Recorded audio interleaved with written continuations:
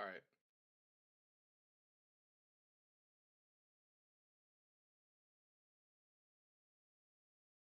All right. Well, I mean, we got the draft coming up. It's gonna be Thursday.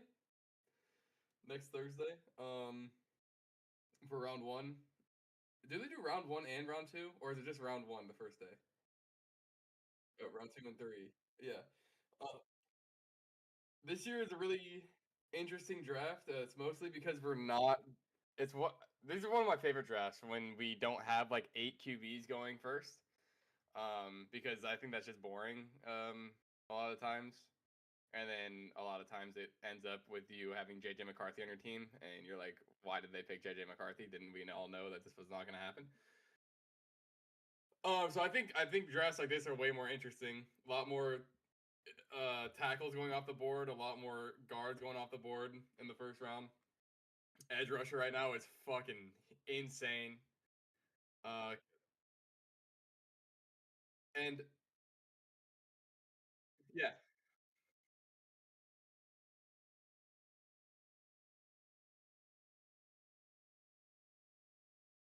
yeah. I mean, yeah. According to a lot of the experts, I mean, for me, the edge, I have an edge going at two. But I think, well, it's not even an edge. I don't even think he's like a linebacker edge. But still, like, it's pretty interesting. I think there's a lot of playmakers. There's a lot of different makers that are in this draft that are not at quarterback. Um, and that's why I love. And I think some of these guys that are there. I mean, it's not even like we're talking about wide receivers. It's not that we're talking about quarterbacks. We only have like really one game-changing running back in the first round, and even into the second round, I would say. So I think this is a really cool draft because there's a lot of like random guys that are just like these. This guy can literally be a difference maker on the team, just straight up, and like honestly be a leader for like a couple years. So I'm down to get into it.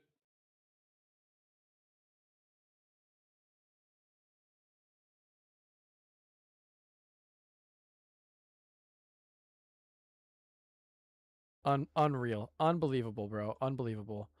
My mic was not working that whole fucking time because my Windows updated and decided that it wanted to not be the same microphone. That's awesome. Primary microphone, fine.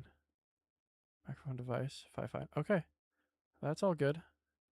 Yep. Even though I have all my settings locked, Discord still. is good. No. It wasn't Discord. It was through Streamlabs that it did that. Oh,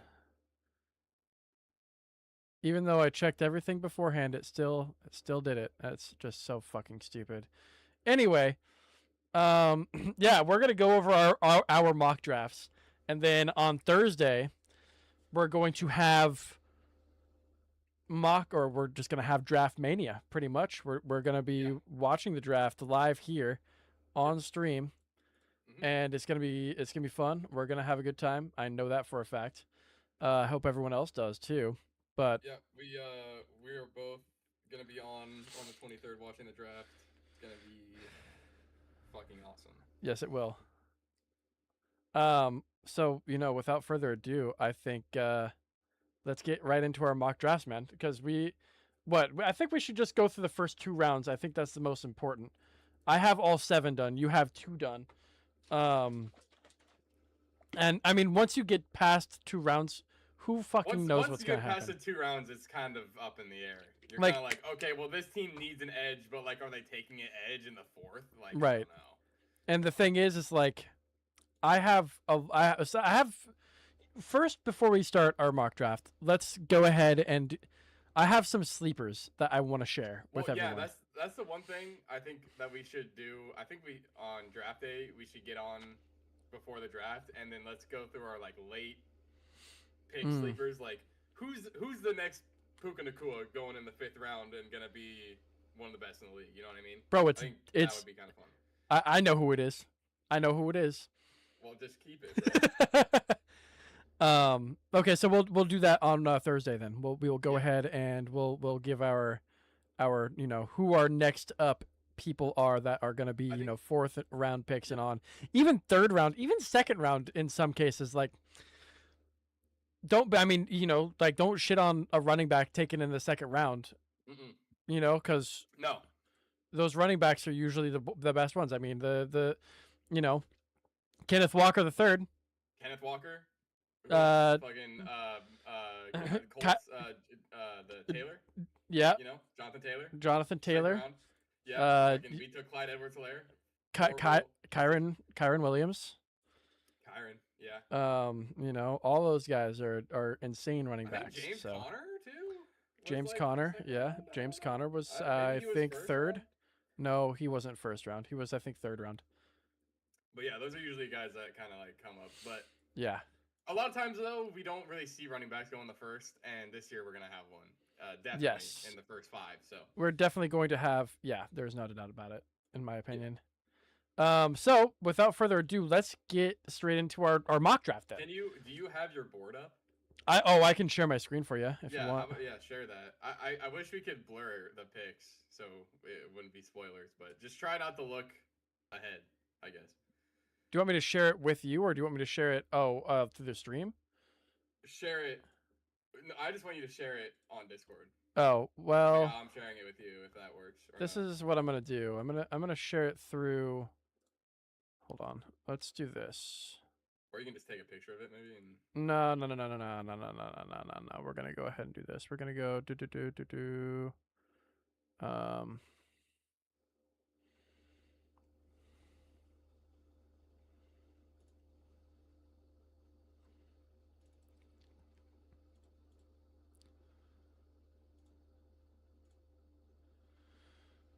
Nope. Auto. No, that's not it.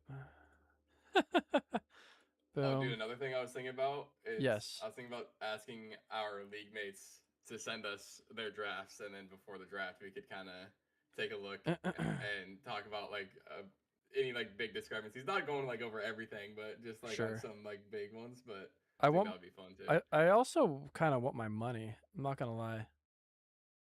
You need to text Matthew. I think he's the. Is he the keeper? The keeper of. I think so. What is happening? This fucking application is just being such a piece of shit. I'm so done with it. It's like somebody else is in control of my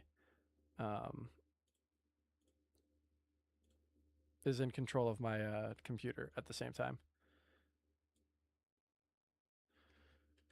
It's actually so stupid. Boom. Okay. And do that. Okay, good. Good. Nice. Okay, boom. We're just gonna put it right like that. And then we're gonna bring it down a little bit more. And then we're gonna put it all right here. Boom.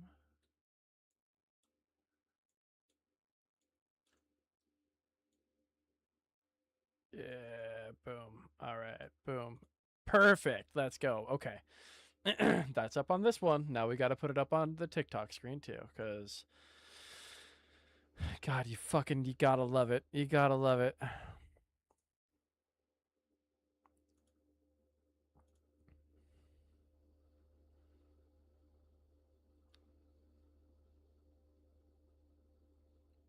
Come on.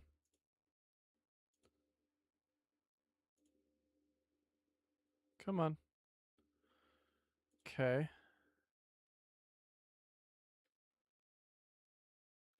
Not exactly what we wanted to have happen there, but you know what? Boom. Can you fucking go to the settings, brother? Come on. And okay, there we go. Boom. Okay. Boom. That's done. All right. Now we've got them up. All right. So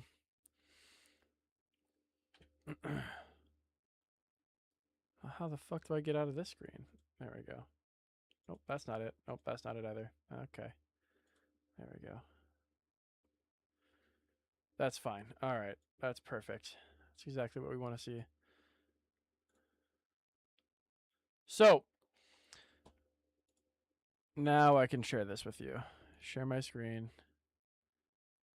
And then the thing is, I have it on so many different. I had to take screenshots of mine. So, Oh. yeah, it's going to be weird, but it's going to be fine. So, okay. Yeah, I mean, first overall, we both have Fernando Mendoza. Yeah. I think that's the most obvious choice here, to be honest. At this point. He's national champion. He looked really good throughout the Yep. whole year. He had ups and downs, clutch, big time clutch factor. He's really smart. He has arm talent. I mean, there's just no reason not to kind of take a chance on him. Yeah. I don't even really think it's taking a chance. The Raiders need a QB really bad. I wish I wish Fernando was in next year's draft for the Raiders, just because I feel like they need to kind of fill out a little bit more. If you guys have been watching for a while, I mean, you know that Logan and I were big on the Raiders taking Ashton Jeanty and then kind of getting that running back piece, getting the line filled out, and then going for a quarterback maybe a year or two after that. But we're kind of in a situation right now where Fernando is by far and away the best QB that I think we've seen in a while. Yeah, I think there's no doubt about it. So yeah, I think you gotta take Fernando here. I think it's easy. I don't think you really need to think about it at all. It's so funny because you have so many Fernando haters out there right now saying, "Oh, he had the best team around him, bro." I mean, you can say that. I doubt it. I don't think so. No, there are haters out there that say it. I've seen it, but the thing is like, this is nowhere near a team that the likes of JJ McCarthy had, for example. Yeah, for Michigan. And exactly. And I mean, granted, JJ didn't go number 1 overall, but still, he was 6 in a huge QB filled draft. Exactly. Yes. Or 8th or something like that. Right. So, it's one of those situations where I'm saying, okay, I'm going to take it with a grain of salt and we're going to go, I think he is the best decision for the Raiders to take. Yeah. And he's going to have Tom Brady, he's going to have Tom Brady. And that's a huge factor. I could see people doing that comparison, but the thing is JJ wasn't the main piece of that Michigan offense, whereas I feel like Fernando was, and even though he had good playmakers around him, they were still in some sticky situations, and Fernando had to get him out of it, and that's what you want to see. I didn't really see that a lot from JJ, from hey, we're in a sticky situation right now, we need to rely on your arm. That just didn't happen very much on that Michigan team. Fernando sometimes he had to take the game in his hands, and when you're down 15 points, in the fourth quarter or at the end of the third quarter, it's it was up to him to come back in those types of games, and we saw it happen.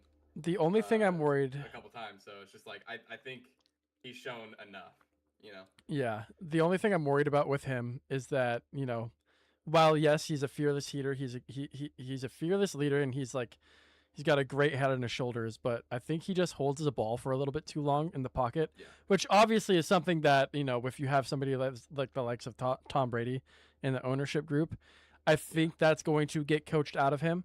However, when you have it has to be. Yeah, but when you have Nick Bonito, Nick Bosa and Chris Jones all coming at you 6 times per year, that's guaranteed you have that every single down that you play on offense. You have to, you're going to have to get the ball out quicker, and the Raiders are going to have to bolster their offensive line to really unlock the full potential, because if not, they're just going to have a better scrambling version of Joe Burrow, in my opinion, I think people need to kind of set their expectations a little bit on the realistic side this year for Fernando. I don't think this year's going to look good. I think this might be looking like a Peyton Manning type of year. Exactly. But I think he needs to have a shot. He could be a very, very good quarterback, but I think he's going to need time. Yep. And like we said, we were kind of proponents of, you building out everything for the Raiders before you pick your quarterback, but they're You just in a can't pass situation him up. right now where it's like you couldn't pass up Jinky, and then now you can't pass up Fernando, and it's like Yep. kind of is what it is at this point. But he needs a couple years, like you got to Agreed. give him at least 3 years of And- starting, no matter how bad it is. You know, in a way, I'm okay with it because if the Raiders just use the rest of their picks with how many picks? They've got a lot of picks in this draft. If they use their picks for offensive line, inside and outside offensive line, I think that's going to be really good for them, to be honest with you. And there's a lot of good linemen in this draft, so where they are, I think it's going to be fine. Let's go to pick number 2. We both have the same pick here as well. Yeah. This is Arvil Reese. There's not a doubt about it. I mean, Mhm. dude, you either have to bolster your edge where you lost Quinnen Williams if you're the New York Jets here, and I believe that with where the talent level is of this class, you can drop a pick and still get good edge rushers later on down the road, which is why Reese makes sense here because he's a dime a dozen linebacker. Yeah. You don't find linebackers like this anywhere. He's one of those guys who truly has, that it factor. He really, truly does what linebackers do. He backs the line. He crashes and fills holes where there is an opening in the trenches, and he keeps his eyes, really high during contact, especially when he blitzes. And that's where his block shedding and his ability to just shed blocks and get after scrambling quarterbacks on the blitz comes in. And he can catch up to guys really quickly when he has a 3-yard deficit when he is in a scramble mode, when he's going after those scrambling quarterbacks. He's a really hard hitter. He's really quick on his feet. I think he's got all of it. I mean, watching this guy's film, watching him over the past couple of years with the Ohio State team that's been really damn good too, especially their defense. I think he's obviously going to be a day one starter, but I think you can even make the argument that he could be a day one captain on this defense. Yeah. And I mean, there's one thing that you might look at and you say that, that that like scouts look at, and it's his frame. But the thing is, this guy's like DK Metcalf on steroids. You know what I'm saying? Like, he may not be a wide receiver. He may not have like Ray Lewis's build, but he's a true outside linebacker that he has so much muscle on him. I swear to God, the dude has like a BMI of 2, Mm-hmm. And I don't know. I think that the new wave of how fast your linebackers need to be able to get back into coverage if they need to in the system that in this iteration that the NFL is in right now, I think is super important. And I think the Jets, to even try to be competitive in the division that they're in. Yeah. They that division had a team that wasn't even favored to make the playoffs this season go to the Super Bowl. Like, they're going to have to be really selective of who they get, and to even back that up, they have to go after Josh Allen and Drake May, who are both really good scrambling quarterbacks. Yeah. And I think Arvil Reese is the perfect counter to that. Exactly. That's pretty much it. 4.46 40-yard dash, insane for a linebacker. Also, when you look at kind of what the Jets are at right now, they got Quinnen Williams is on the Cowboys. They need another guy they need a linebacker, but they also need a guy that can line up on the edge, and that's kind of what Arvil Reese can do. Yeah. And what was the one thing, with the Patriots, what was their Achilles heel during the whole playoffs? It was their tackle, rookie tackle. And I think Arvil Reese is a perfect guy to switch it up on him a lot, when they're playing the Patriots. He can come up on the edge and go against them one-on-one and win. But also, he can drop back into coverage and then actually play a true linebacker position. I think it's a really good fit for the Jets. I think they need a leader really bad because Quinnen Williams was that guy, and they traded him away. So they need a guy that's going to come in and lead the defense. I think Arvil Reese is probably the best guy to do that. Yeah. It just makes sense for them to do it. They don't. They have so many draft picks in this draft, and they don't really. There's no reason here. If Fernando obviously doesn't go to the Raiders for whatever reason, they're probably gonna pick Fernando. But other than that, there's no reason to go offense right now at all for this. No. especially now. because I think the Jets are going to trade Brees Hall to the Seahawks. I know, hot take, but Okay. there was an article or No, they franchise tagged him, didn't they? oh, they They might can't have. do Yeah, that. they can't do Yeah, that. they franchise tagged him. Brees Yeah, I Hall don't think did they can. say that he would go and play for the Seahawks for free. So Me too. anyway, yeah, Um, exactly right. We should I go to mean, the we got third the pick same here. thing. We have the same This is pick. easy. It's Yeah. Francis Maui Goa.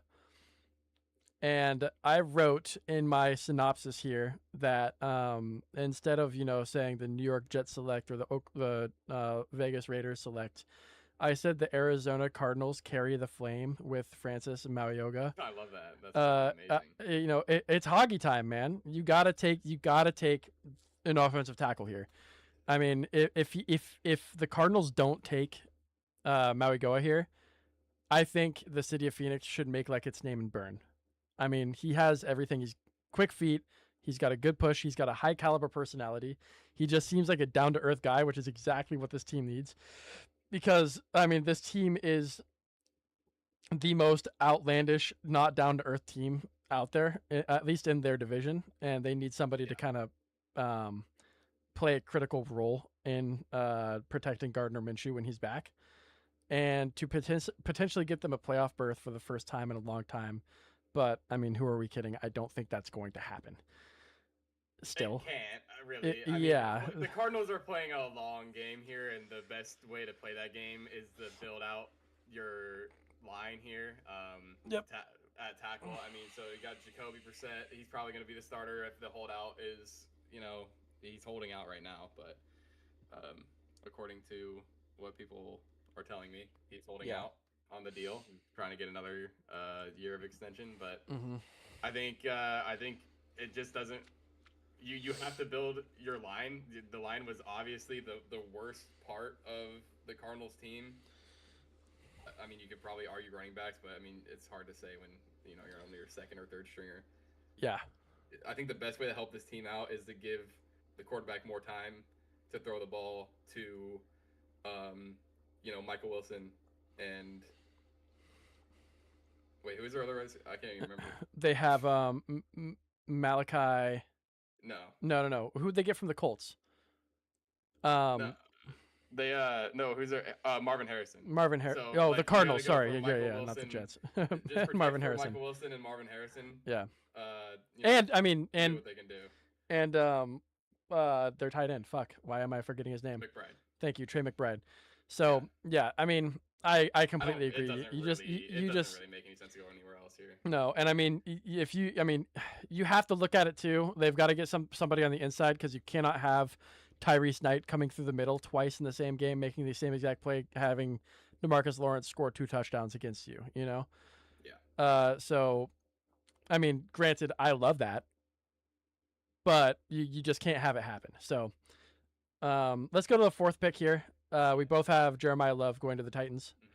I think this is pretty obvious for them. They need a running back, and Jeremiah Love is definitely really good talent to come out of college for running back. I don't like taking running backs this early in the draft, but you have to take him because if you don't take him, the Browns will at 6, in my opinion, or even the Commanders at 7. You can't let him go to the Chiefs. No, you cannot. Right? Yep. Well, I mean, the Chiefs probably wouldn't take him. But you still can't allow the possibility for that to happen, right? Yeah, exactly. So I mean, Jeremiah Love is the one there. I don't think there's a whole lot else to say about it, to be honest with you. We all know the talent that Jeremiah Love has. Also, it feels really bad, to let Jeremiah Love go to the Commanders, because, I think the Commanders would really want to just take Jeremiah Love here. Yeah, they would. But it's in the best interest of the Titans, and it's at the detriment to, literally everybody below them in the draft. So, it makes sense from just a team standpoint for them, and also just strategically.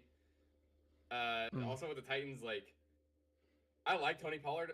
I don't know if he's gonna stay on the Titans. I don't know. I can't remember if he is a free agent or if he still has 1 year left on his deal. But I still like the tandem of Tony P and Jeremiah Love. I think it's a good 1-2 there. I don't think Jeremiah Love just comes in and steals everything. I think it's still probably, Tony P is still going to get a lot of work, especially in the pass game. He's shown that he can do some stuff, out of the backfield. But Yep. I don't think this is even. I just don't think this is debatable. Like if Jeremiah Love is on the board at 4 with the Titans, you're taking him. And I think that there could be an argument that the Cardinals could take Jeremiah Love at 3. I do too, which just means that they switch picks. Exactly. I think you're either trying to protect, Cam Ward, or you're gonna get Jeremiah Love. And like, if the Cardinals, like, let's say like the Titans had the choice between Jeremiah Love and Francis Mauigoa, I think that would be a more interesting conversation. But the fact 100%. is, I feel like that it's just gonna be one off the board right before the other. So like that situation, I don't think is gonna happen. No, I'm with you. I think so too. Let's move on to pick number 5 then. This is where we start deferring of what we have. Yeah, deviating for sure. So, wait, do you have the Bengals at 6 instead of the Browns at 6? Oh, you traded the picks. That's why I don't. Okay, I see. To look forward, Yeah. So we've got. I don't have any trades in my mock draft. I will say. I just kept it simple. But I have the New York Giants selecting Sonny Styles, linebacker out of Ohio State, and it's, pretty simple why, in my opinion. They need more defensive support. You had Sexy Dexy only making he had 1 sack last year. Yeah. So I think you need more defensive support with what's going on with that defense. I think it just makes sense. You still have Jonathan Brooks on this team, who I believe, at least, if nothing changed, who is a good linebacker too, and I think both of them together are going to make for a really good pairing. So. Yeah, I think Sonny Styles is good here. I wouldn't be arguing with that. I think the reason why I'm projecting Carnell Tate here is because, let's just say I'm Carnell Tate, wide receiver out of Ohio State. So here's like kind of the reason why I'm thinking this, right? So you got a Harbaugh. I know this Harbaugh is more of like a defensive type of guy, but here's the thing. We've had, I don't even know how many receivers come out of Ohio State and just absolutely light up the field immediately as they come out. Carnell Tate is projected to do that same exact thing. Malik Nabers coming off the ACL, right? The worst case scenario for Carnell, I think everybody knows that Carnell is going to be good, right? Like, he's definitely going to be I think he's going to be at the T. Higgins level at minimum, right? So, there's no doubt. Very, very competent wide receiver too. You just lost Wandale, which was your very, very competent wide receiver 2. That turned into your wide receiver 1 at over 1,000 yards. You just lost him. And then you have Malik Nabers coming off that ACL. I think Carnell Tate makes sense because, like, if Malik Nabers comes back, he's not the same. That means Malik Nabers is your wide receiver 2, very competent T. Higgins level. If Malik Nabers comes back full, then you have Malik Nabers as your wide receiver 1 and Carnell Tate as your very competent wide receiver 2. So I just think for that kind of dichotomy there, like, Carnell Tate is for sure going to be at least a very competent wide receiver 2 for you. He can be a wide receiver 1, I think, on a lot of other teams. But it's just like having that security blanket of like, okay, what if Malik Nabers comes back from this ACL and it's not the same, and now Jackson Dart has nobody to fucking throw to. Yeah. Instead, you're gonna have at the worst 2 really, really good T. Higgins level wide receivers coming onto your team for him to throw to. I also think the goals for the Giants are a little weird. Like, obviously you want to make a Super Bowl, right? But I think at the same time you want your stadium to fill up again, right? Like, you want New York Giants to like come back to their, you want a lot of eyes on them. I think you got Jackson Dart, you got who's their running back's name? Cam Scatterboo. Yep. Then you got Carnell Tate. You got if you got Carnell Tate, you got Malik Nabers coming back. That's an offense that everybody wants to watch, right? So I think just getting eyes back on the Giants team. From your standpoint of drafting defense, I think Sonny Styles is good. I think the problems for the Giants were not as much defensive as they were offensive this year, just because of like what was going on Yeah, they had with all so the many injuries. injuries. Yep. And I don't think the defense was bad. I think they're just gassed. I still think the Giants have one of the best D lines in the league. They kind of underperformed last year, but like they were on the field a lot, man. Like they were on the field a lot, so Yeah. they kind of just were getting gashed by the third quarter. That's kind of why I think Cardinal Tate would be good here. I think it really would be good for Jackson Dart to get Cardinal Tate in there, just in case Malik Neighbors even has trouble coming back from that ACL. I really like Carnell Tate as the draft pick here to the Giants too, if they do trade up. Because I mean, you look at it and you think, okay, what did the Seahawks do? You know, what did the most recent Super Bowl winners do 2 years before they won their Super Bowl, right? They went out and they got a wide receiver from Ohio State. Yeah. Even though they had the number one wide receiver in DK Metcalf, who eventually moves on when it was time for him to get paid again, you look at it and you're kind of looking at the same kind of situation, you know, where Malik Neighbors has 2 years left on his rookie deal. He's gonna have to get paid, and if it's not looking like you want to pay him, you have that backup, Carnell Tate, to kind of play off of here. And I will say, wide receivers who have the last name Tate tend to be successful in New York, and I'm looking at Golden Tate for that situation there. Fair enough. Yeah. Pick number 6. Now, you know, if there's no trades, I have pick number 6. I have the Browns taking Carnell Tate for a pretty similar reason to your Giants pick, because I mean, you haven't really had a good wide receiver in Cleveland for a couple of years, right? And even when you had like a big name like Odell Beckham Jr. and you had Jarvis Landry at the same time, the success didn't really come to fruition for the Cleveland Browns. Yeah, it didn't. You know, it didn't last. It was there for a season when they went to the playoffs, and then they decided to get rid of everybody. Yeah. So, you know, Carnell Tate coming in rookie season, I think he's going to be instantly successful, just like you said.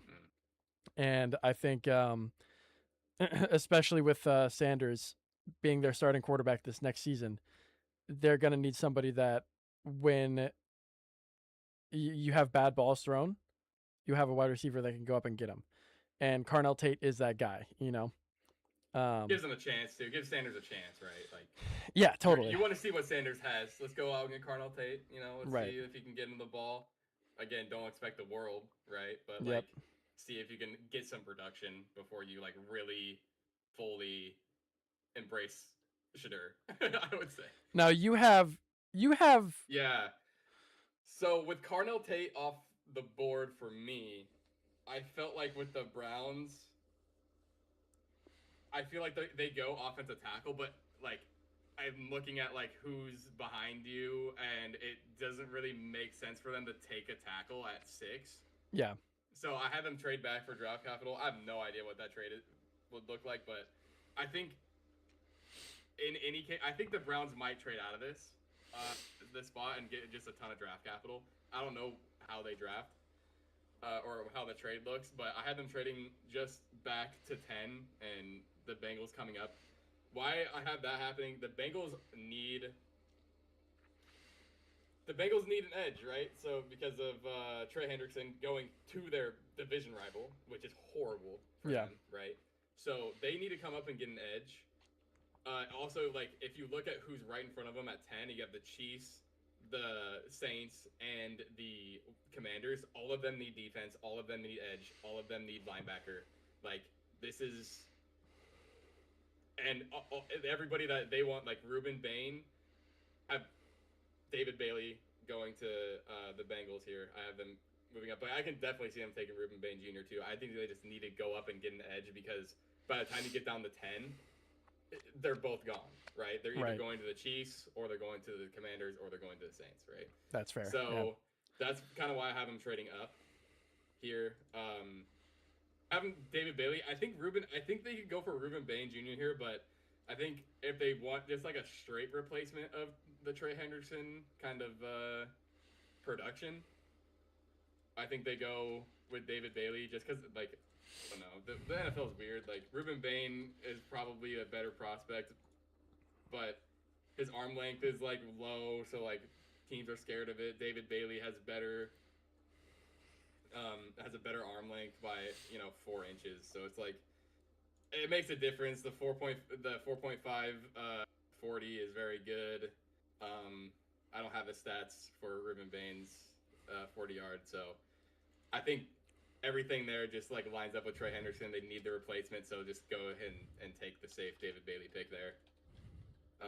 But yeah, I just think by the time you get down to 10, everybody that you really want to take is gone, and you really need defense like bad. Like you need it bad. Yeah, that's fair. Let's go to pick number 7. I have the Commanders taking David Bailey, the edge out of Texas Tech, Right. who you have going to the Bengals here. And I think that's pretty simple. I mean, the Commanders need edge. They need edge rushers. Mhm. And I think David Bailey, especially going into a Dan Quinn defense, is going to be hyper successful coming into this defense, instantly making an impact. And I mean, even more impact than what Chase Young makes in a Commanders Yeah. jersey, And I mean, you're looking at Chase Young probably retiring in the next season or two, in my opinion. And David Bailey, I think, is going to be a perfect replacement to play alongside him and then to take over. Yeah. I got Sonny Styles going to the Commanders. I mean, I could just pretty much copy and paste exactly what you said about Sonny Styles going to New York and just put it into the Commanders engine, and it'll still probably spit out the same answer there. So Yeah. He's good. He's really good. Washington needs they need a captain really bad for their defense. I think Sonny Styles is good. He's from Ohio State. Mm-hmm. They've always been a good team. They've had good defense for years. Yeah. I think for them just makes sense there. Yeah, makes sense. Now pick number 8 to the Saints. You have I have Ruben Bain Jr. going to the Saints there. So Cam Hayward getting a little old, right? You need a replacement to kind of come into the line. Even though I don't think they play in the same position. I think Cam Hayward's interior and Ruben Bain's edge. I just don't think the Saints have had a good defense. They haven't had really a good pass rush for a while, other than Hayward. So I think just having a guy come in and just get help getting to the quarterback is good. I think their offense has a little bit of struggle going on right now, but the Saints, they're in a rebuild right now, and I feel like I mean, for me, I feel like going offense right now, like Jeremiah Love is off the board. Like that would probably be the biggest guy that I'm going for if I'm the Saints. Like if I'm trading up, I'm trying to trade in for the Jeremiah Love position. Yeah. But like after Jeremiah Love, you're not like a running back. You still have Kamara, right? So you're like, okay, the next guy off the board is definitely. I mean, I wouldn't risk him being better than Kamara. I just think Ruben Bain Jr. is like the next best off the board. He's an edge rusher, which you need. I think for me, that's just a better investment in the future than going into the offense at this point. That makes sense. Yeah, that makes sense. You have Mekhi Lemon going, which is interesting to me. I have the Saints taking Mekhi Lemon. I have them taking, I don't have a huge faith in Mekhi Lemon being an actual like good wide receiver in the NFL, to be honest with you. That's my take as well. I, however, think that the Saints are one of the most poorly run franchises in the league at the moment, and I have them taking the bait and taking Mekhi Lemon. The reason being is Shaheed getting traded to the Seahawks in this past offseason, or not offseason, during the season. And Mekhi Lemon can be that return guy if you need him to be. He can also, I mean, he's got a short, he's not the tallest wide receiver in this draft class, but he's got a good center of gravity. He makes some good moves, and to be honest, I mean, the Saints needed a wide receiver and they needed a return man, and I think they kind of knocked two birds out with one stone here. The only thing is, I'm going to pop quiz you real fast. Where, without looking it up, where was Rashid Shaheed drafted in the 2022 draft? Second 50. second round is what you say? Yeah, second round, No, 50. he was an UDFA. Wait, what? He was an undrafted free agent Wait, hold on. that the Rashid? Saints signed. Yes, in Oh, did you say Rashid Shaheed? yeah, Rashid Shaheed. Oh, I thought you said Rashid Rice. I was Oh, like, what? no, yeah, My bad. Rashid Shaheed was an undrafted Okay. free agent that they That's spent crazy. $267,000 to sign him on, and it turned out to be one of the best wide receivers in that class. Yeah. And just more fuel to the fire of the Saints being poorly run. They're trading somebody who they could have paid probably $20 million over a 3-year deal, right? $25 million over a 3-year deal, over somebody that you're taking a first-round pick for. Right. Yeah, I mean, that's a great fucking point, to be honest with you. It's a great fucking point. I mean, that's what they're doing. That is genuinely what they're doing. Yeah. So it's kind of ridiculous. That's my reasoning for the Saints taking Mekhi Lemon here at number 8 overall. The Chiefs. Now the Chiefs. We've had this discussion on the podcast. We've been going back and forth on this. We have been going back and forth on this. I have the Chiefs taking Mansour Delane at pick number 9. But you and I can see them taking I could see them taking Downs here too. This could go either way. Either way. The thing is, I'm okay with it going here. I'm okay with it going. So I have Caleb Downs, right, going to the Chiefs. Yes. I think it's high time for. We need the Eric Berry. We need the Tyrann Mathieu. We need that back. We need that fucking. We need the no-fly zone right now. Like. If that ball is in the fucking air and you're gonna go try to jump ball it, we need a safety to just fucking pop the shit out of you and make you scared to go up for balls, right? So, I think that's what Caleb Downs brings to the defense. I think the Chiefs have such a strong history with really, really, really stout safeties, and I think that even like you got the big names like Eric Berry and Tyrann Mathieu that is threw out there, but a lot of people don't talk about Brian Cook. Brian Cook was that guy. He's been that guy for the past 3 years, and now he's gone. And so having such a strong safety candidate at 9, that I mean, genuinely, I don't think Caleb goes before 9, right? So I think that this is just a too good of like a draft pick for us not to take here. Mm-hmm. We need secondary help, obviously, throughout the Chiefs team, right? Like we need both corners, we need a safety. So I could see Mansour Delane going here, but I just think for us right now, like having Caleb Downs as another really strong safety, hard hitting, goes up for the ball all the time, can come down into the nickel. Like I think it's just so good that I just want that like kind of Chiefs identity to come back right now, especially because of the year that we had last year. I just feel like this is kind of a go back to our roots type of situation for me. Yeah, that totally makes sense. I have them taking Mansour Delane because I think having those tall corners that can really make a difference in that high point against X receivers and even Z receivers makes a huge difference on your defense. But like I said, like we both said, I think Mansour Delane or Caleb Downs are both a win at for getting picked here. 100%. I'm totally in support of both of these picks. Yeah, I'm not gonna lie. I just when you're talking about like specifically like what do you want? I'm like I want that safety, bro. Like I want that fucking strong safety again, bro. I will say though, if the Chiefs do take Caleb Downs at 9, I think there's a good chance that Mansour Delane could fall, and the Chiefs potentially trying to trade back into the first round to take him.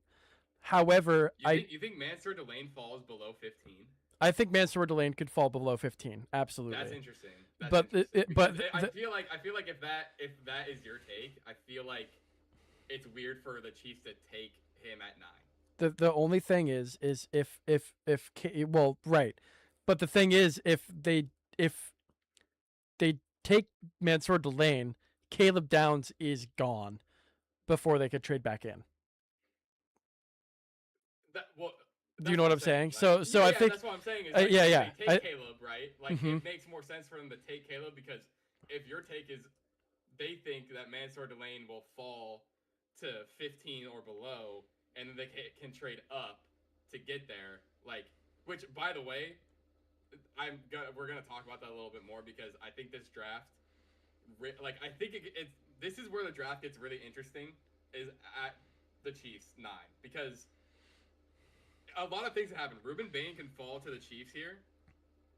This is so fucking biased because I'm a Chiefs fan, but like I genuinely do think this, like no matter like who you are, I think right here is interesting because the Chiefs really need an edge rusher. We really need corners. We really need a safety. If all those things are in right now, like there's got to be a really good corner, a really good safety. What if Ruben Bain Jr. is at 9?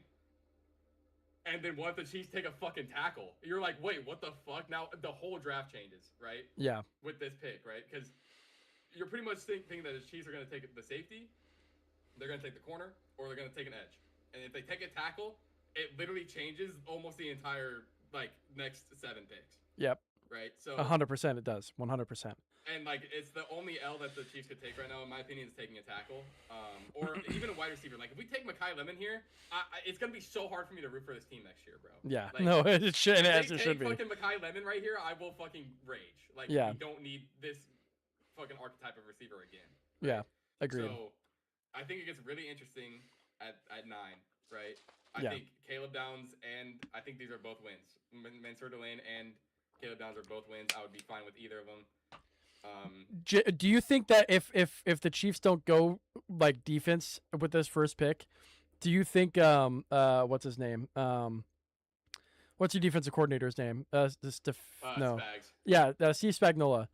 Do you think that do you think he just goes up and says, "Hey, if we don't take defense here, I'm quitting"? No. I think if they take tackle, he's gonna go to Clark Hunt and be like, "Hey, you need to trade up." Yeah, now. yeah, that makes sense. I need something. I need something. Like I need one of these good.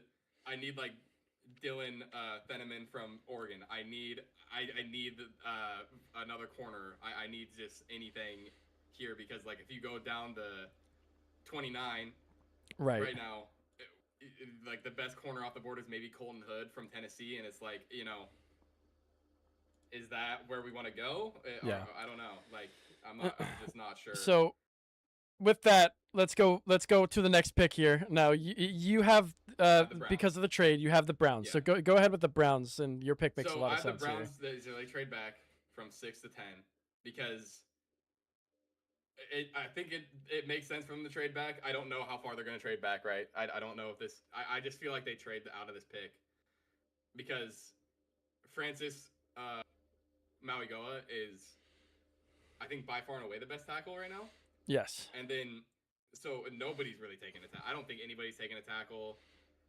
I think the biggest one is maybe the Bengals. Like, maybe you fucking traded the Bengals and you get fucking got, right? And they go for Monroe Feeling.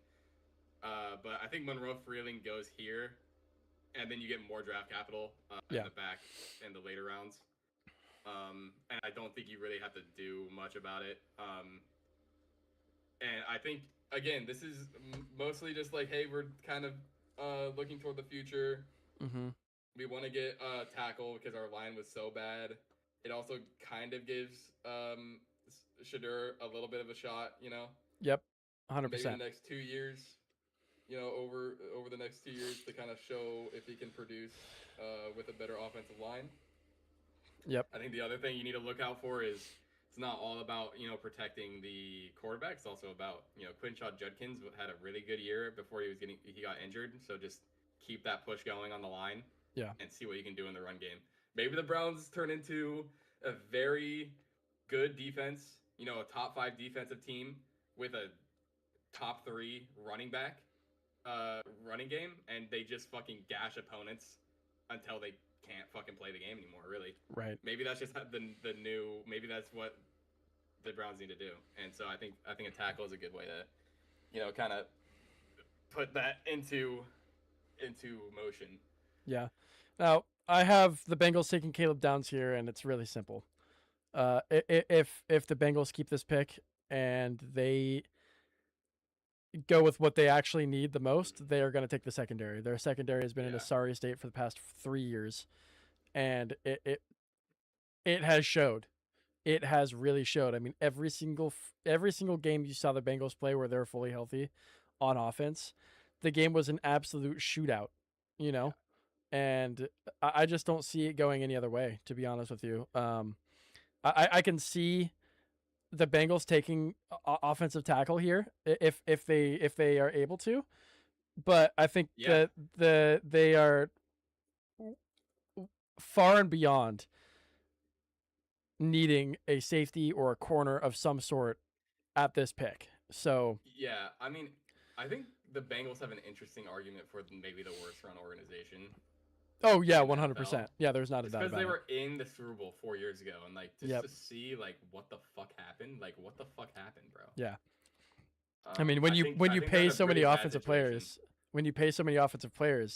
you don't have enough room for your defense, but you keep on drafting offensive players. That's the thing. It doesn't help you, issue, you know, right? And it is, yeah, exactly.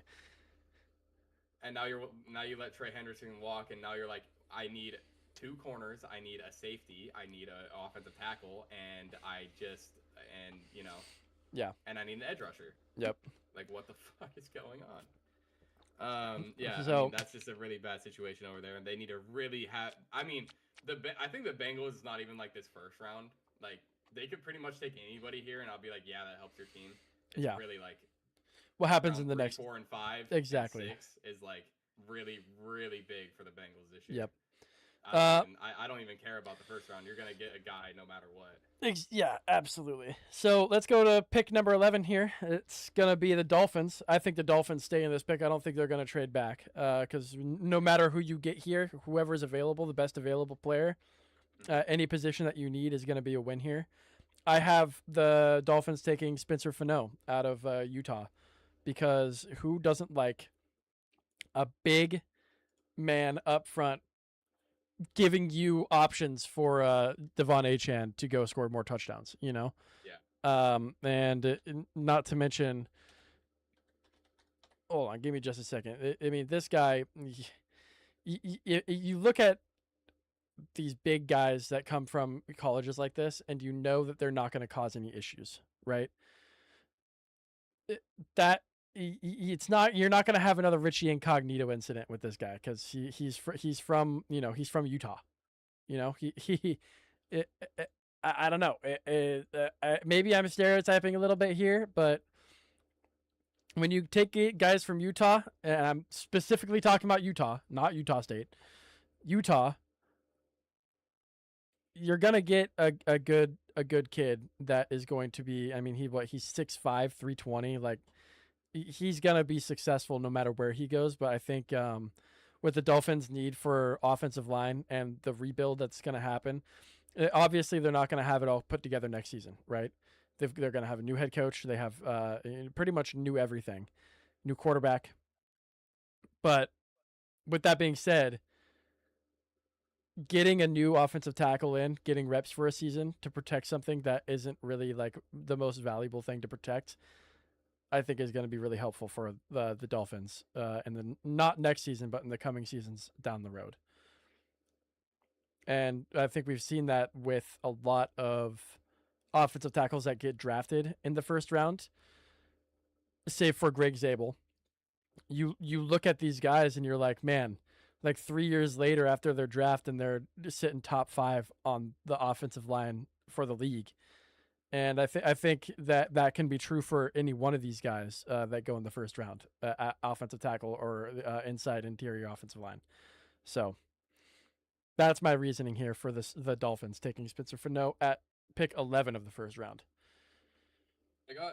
So what I have here for the Dolphins at 11 is I got them taking Mansour Lane here because I think Minkah is gone on the Dolphins, isn't he? He's not there anymore. No, Minkah's back with the Dolphins. Minkah's back with the Dolphins? Yeah, well, I still think with Mansour Lane there, it's still having a good corner on each side. Yeah. And look, Minkah's getting older too, and it's like, at what point is he going to leave? Because, I mean, he's been back and forth between teams a lot, so I think Mansour Lane is, again, what you said, like the tall corner, you know, really good. He has good speed. He's just under 6 feet, but it's just like I think he's just a really good corner. And with the Dolphins right now, I mean they need help Oh everywhere. no, Really. I'm sorry. Minka Fitzpatrick is now with the New York Jets. Yeah. Okay, that's what I thought. I thought he was gone. So yeah, they need to go with some secondary help. I think so. Yeah, that's fair. Yeah, I think Mansour Lane's probably the best corner at this point in the draft, so they just need help there. Fair enough. The Cowboys. the Cowboys. Jesus. Wow, you have Ruben Bain falling really far. I have Ruben Bain going to the Cowboys here. And you had Ruben Bain going to the Saints. And I think there's an argument that Ruben Bain does go to the Saints. However, like in my headcanon, the Saints are just gonna flop this draft. So, dude, it could happen for sure.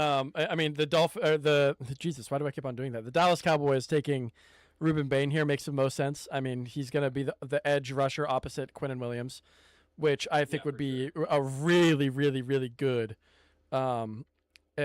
just all blitz.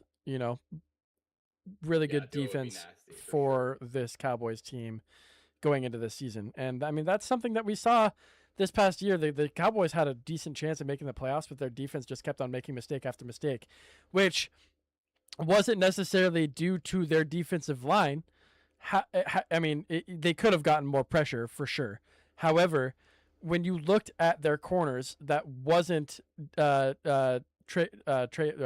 Diggs, then you were looking at the other side of the ball, right? You're looking at the other corner, and he made so many mistakes early on in the season. Yeah, that guy was lost, bro. He was lost every single play. It was actually kind of wild to see. And I don't remember he was like the worst corner in the league, wasn't he? Oh yeah, easily. What game? We were covering one of their games in oh god, which one was it? Where he just kept on getting beat and he kept on getting pass interference calls. It was honestly worse than watching Riley Moss.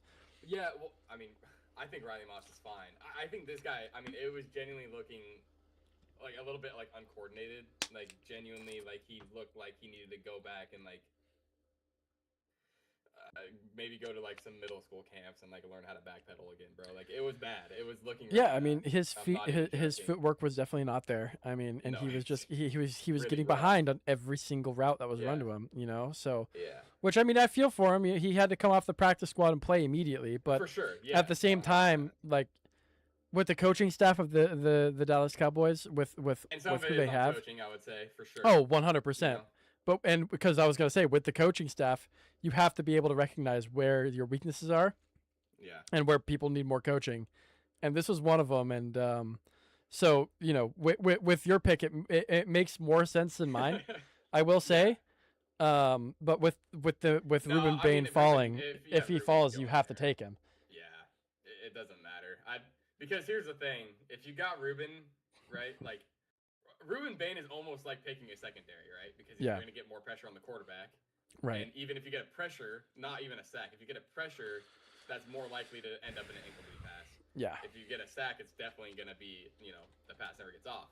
So even having a guy back there that's off the practice squad that's making a lot of mistakes, I think Ruben Bain's still.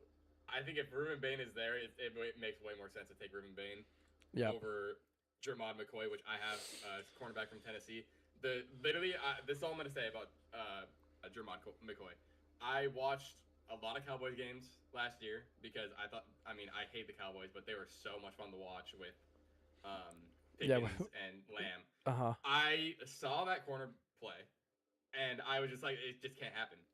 They have to take a corner. There's no way they can't, because that was just unacceptable play. I'm surprised they didn't try to make a move from Michael Jackson like the Panthers did, to be honest with you, because you knew that Michael Jackson wasn't going to be starting on that defense, and I'm just really surprised that they didn't make a move for him, because you saw what Michael Jackson did with the Panthers this season. He had 5 interceptions, and he played really good defense all season, which is a reason why the Panthers made it to the playoffs, which is why they almost beat the Rams in the wild card round, and also, I mean, he was one of the reasons why they lost, to be fair. But they wouldn't have gotten there without him, in my opinion. So I'm just surprised that the Cowboys didn't make a move for literally any corner during the season. It was kind of strange. Uh, uh, yeah, all good points. Let's move on to the 13th pick, the LA Rams, who changed their logo and it's now all blue. I think it's super stupid, and they did this like soft their launch of their new jerseys too, and everyone was like, "What's different?" Because they look the same. This isn't a hot take, but I like the it's like a darker blue now, and it's Yeah, all blue. I yeah, actually like it because LA, and this is just like from a standpoint of aesthetics with each team. You had two teams in LA that were the same exact colors with the same exact blue with the same exact yellow. it's fair. So I think this is a good move. I'm not saying I love it. I just think I'm not changing the Chargers, right? Yeah, So the Rams are gonna have to change their logo. I think it looks fine. It looks a little monotone. yeah. I wish But they. the Rams should have changed their color when they moved to LA, and they should have changed it to something other than like they. I mean, honestly, what they should have done is just kept the dark blue and the really nice dark gold. That's what they should have done. Like, are you talking When they about like moved what they together were like in in St. St. Louis. Louis? Yeah, I agree. Yeah, I think they 100%. should. I think they should have brought the Kurt Warner, the Marshall Falk, that But that I era agree, but of like Rams. That should have come back, in my opinion. I but agree. not like with their but like that dark blue, right? Like that, like Yeah, they're pretty like much the like their indigo blue. alternates, Yeah, like yeah, their yeah. alternate jerseys. They should have Yep. brought back as their main jersey, Right. and then and honestly, I think they should have gone back to the Ram. Yes. I don't like this Ram. I don't like this logo. I think the St. Louis logo looked a lot better. Yeah, This I one's too agree. minimalistic, too corporate. Yep. Doesn't have I much mean, character. you look at where they are now in SoFi Stadium, probably one of the most corporate owned companies in the world, Yeah. and it makes sense that this is the corporate logo they went after. Honestly, Yeah, for sure. Yeah, it's so you know, fucking 2015, and I'm not bro. gonna It's lie. disgusting. If you turn that A just a little bit, if you rotated it like 45 degrees to the left, it Dude, almost looks I mean, like the literally like Patriots that. logo. To be honest with you. I mean, you could. I don't know. You could. I don't know. It just looks a little bit weird, man. Yeah.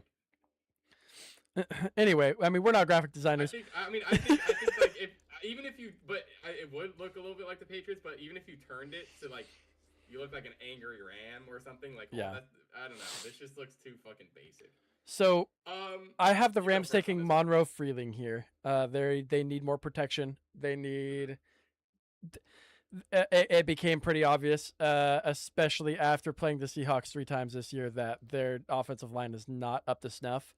Because you cannot have, I mean, you just cannot have Matthew Stafford get sacked so many times Yeah. in a season, let alone in a game. And I mean, yeah, Matthew Stafford went a lot of games this season without throwing a pick, but after he did, the floodgates opened, man. And it all happened against the Seahawks and the 49ers. And I think that says something when your division rivals are finding your weakness throughout a season. Yeah, sure. The first game, maybe the weakness wasn't so apparent. But in the second game, and especially in the playoff game, where it is it's pretty damn apparent what's going wrong here. You're gonna have to do something about it, and I think Monroe Freeling is a really good, unfortunately, really good solution to the problem for the Rams, which is my reasoning for that. Okay. So my reasoning here. So let me just preface this by saying I really like Tyler Higbee. I really like Colby Parkinson. I like them both. I think they're good tight ends. I think they're just fine. I think they block really well. I think they can catch the ball pretty good. But here's the thing, bro. Kenyon Sadiq is the guy, bro. He's good. And I do agree they do need help on the line. I think Kenyon Sadiq helps with that. And I think that they need another pass catcher. I mean, one of the they're on every mock draft that I've seen, it says that their main need is wide receiver. I mean, they have I don't know Devontae if I Adams. agree with that. Yeah, I know, yeah. me neither. But they have Devontae. I would say they need another pass catcher, maybe not another receiver, and I think Kenyon Sadiq brings that. Yeah. And here's the other thing: you have the Seahawks with AJ Barner. He might be turning into a top 5 tight end in the next year or two. Yep. Then you have Trey McBride for the Cardinals. Already He's there. already top 1 or top 2. Then you have George Kittle on the 49ers. So all of your rivals have very good top 5 tight ends, and you're sitting there with Tyler Higbee and Colby Parkinson, which they're good, but like you need a guy. Maybe the NFC West turns into, let's have the top 1, 2, 3, and 4 tight ends in the league, in one division. Yeah. And I think when you're looking at, like, Matthew Stafford is getting sacked, right? Like, so, offensive line makes sense. But also, what happens when Puka's covered and Devontae Adams is old and doesn't get open in the open field because he's kind of a red zone merchant? What happens? Like, where do you go? I mean, you go to Tyler Higbee? I don't know. He might be covered by a linebacker. Kenyon Sadiq's not going to get covered by a fucking linebacker. Say that. There's no way. True. It's going to be a mismatch central, right? So yep. I think Kenyon Sadiq makes a lot of sense going to LA. And I don't think if you're LA, you really want him to go anywhere else strategically. I genuinely don't think you'd like him to go anywhere in the NFC. So I just fucking take him. Yeah. Yeah, so that's kind of where I'm at with Sadiq. And let me just say, before we move on to, I honestly think Kenyon Sadiq will get taken by the Rams, and I think the fucking Baltimore Ravens are going to fucking crash out. Yeah. Because you have them getting taken. I think they really want to take Sadiq here. I wouldn't be surprised if they try to trade up the Dolphins to get him, because I even think the Dolphins could take Sadiq. That's fair. Yeah, that's a fair point. I have the Ravens taking Kenyon Sadiq at 14. And that is because they don't have Likely anymore. Likely's gone. And I think that the Ravens have a solid point to make at tight end that is not Mark Andrews anymore. Yes, they signed Mark Andrews to a 3-year, $36 million deal in December. I know they did. I don't know if they really view that as being their long-term goal, but they just needed somebody that's consistently okay. Yeah. And if Kenyon Sadiq drops down to 14, I think the Baltimore Ravens take him solely because he's not just a tight end. The dude is a really good blocker.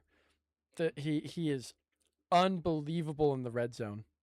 And that has been the MO for the Ravens to have at tight end, is a really good red zone guy who can block. You don't get a whole lot of over the middle, long yardage stuff from your tight ends if you're in Baltimore. You are a red zone target. And with to pile onto that, Kenyon Sadiq is really, really good at identifying coverage. He's really good at identifying where to be when a play is broken. And there are so many broken plays when you have Lamar Jackson involved in a scramble fire drill.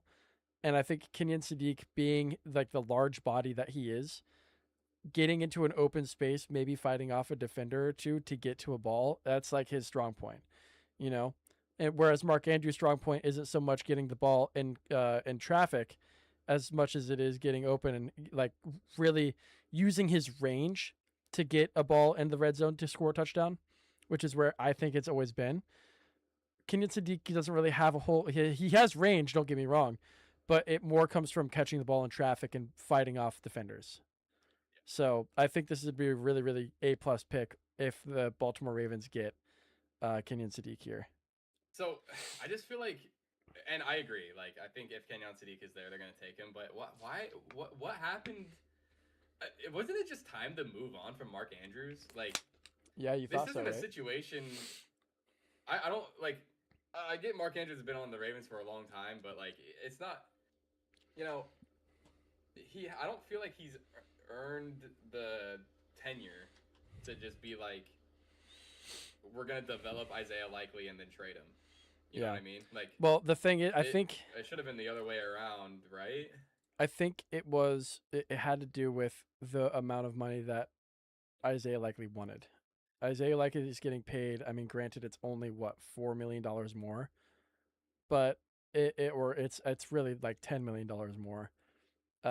over the same course of time. I don't think they wanted to pay him that much for some I reason. just think that's a little bit ridiculous. Like you just trade Mark Andrews and you pay him the money. But Yes. anyway, so here I have the Ravens taking Mekhi Lemon here. I think I want to like kind of preface this by saying they can take Mekhi Lemon. They probably should. And Mekhi Lemon's technically the next best receiver off the board. If we're talking about like body type, I probably would. Me personally, I would probably go with Jordan Tyson. Mm-hmm. But since Mekhi Lemon's the next off the board here, and it's kind of hard not to take him, he's just a very Zay Flowers type of receiver. And if you already have Zay Flowers, taking Mekhi Lemon, it's kind of rough. Yeah. So I can see them taking Mekhi Lemon. It would be a kind of weird, but I could. Jordan Tyson, I think it's going to be a wide receiver. Let's just say that. And it's going to be Mekhi Lemon or Jordan Tyson. I think either one of those guys can go to the Ravens. I think the Ravens really need a receiver bad. Mm-hmm. Zay Flowers is good, but you know, Lamar is what is he? Is he a 2-time MVP or a 3-time MVP? Like he just needs help, man. And he needs a guy that he can just like toss the ball up to and he can come down with it. And they're trying to get him that in the veteran receiver. They need a young guy though to kind of do that for him. Like they've tried it with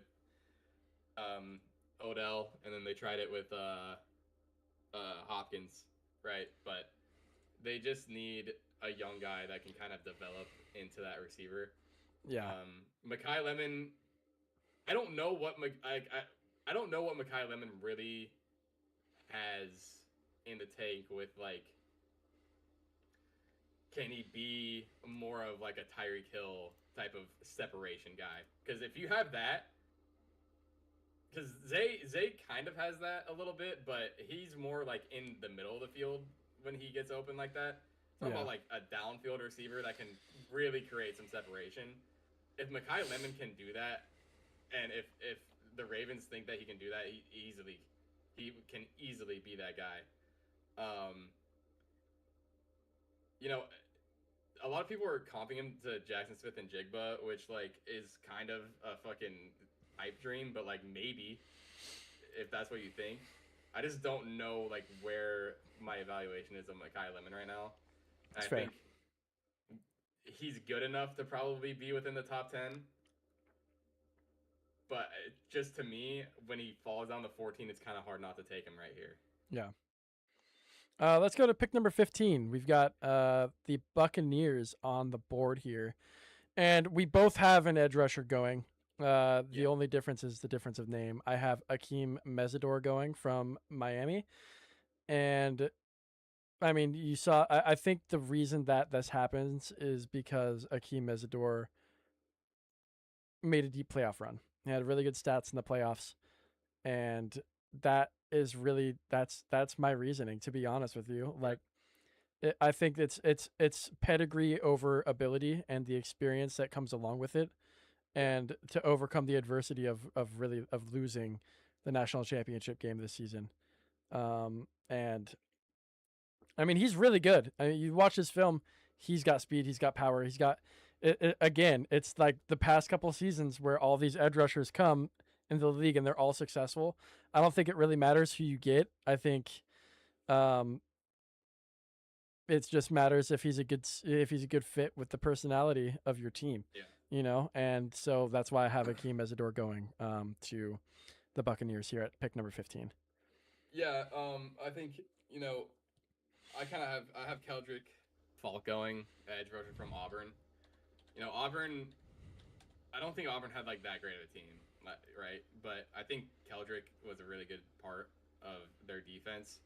He has above average metrics in pretty much every category, from height to weight to arm length to hand size. Like, I just think he just has the build for it, and he is very good at what he does on the edge. So I think you could go either way here. I was kind of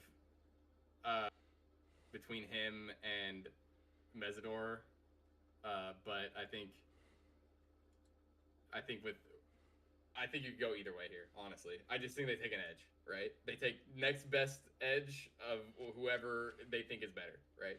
Fair enough. Yeah, and I mean, Falk is younger than Mesidor.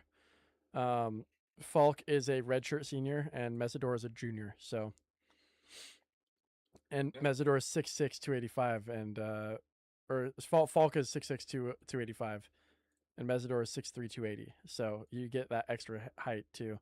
Yeah. So it's kind of interesting. Let's go to the second pick of the Jets in this draft at pick number 16. You Yeah. have an interesting one here, in my opinion. Yeah, so I think Ty Simpson's kind of climbing in the draft, right? So here's the thing. Here's the thing with the Jets. They have. So why I'm having them take. This is where the draft is like really getting like into some interesting shit here. The Jets have 33, right? The Yes. only other team that I could see taking Ty Simpson, because I think Ty Simpson is a good quarterback. He's definitely the second best in the draft. It's not close, right? You have like this jump between Mendoza and Simpson that's very large. But then from Simpson to the next highest, which is I guess the QB from LSU, maybe. Mm-hmm. That is a massive leap, dude. Like it's massive. It's huge, right? The only other team that can take Ty Simpson before he gets to 33, because there's no other team except for one that would get him, and that would definitely take him, which is the Steelers, right?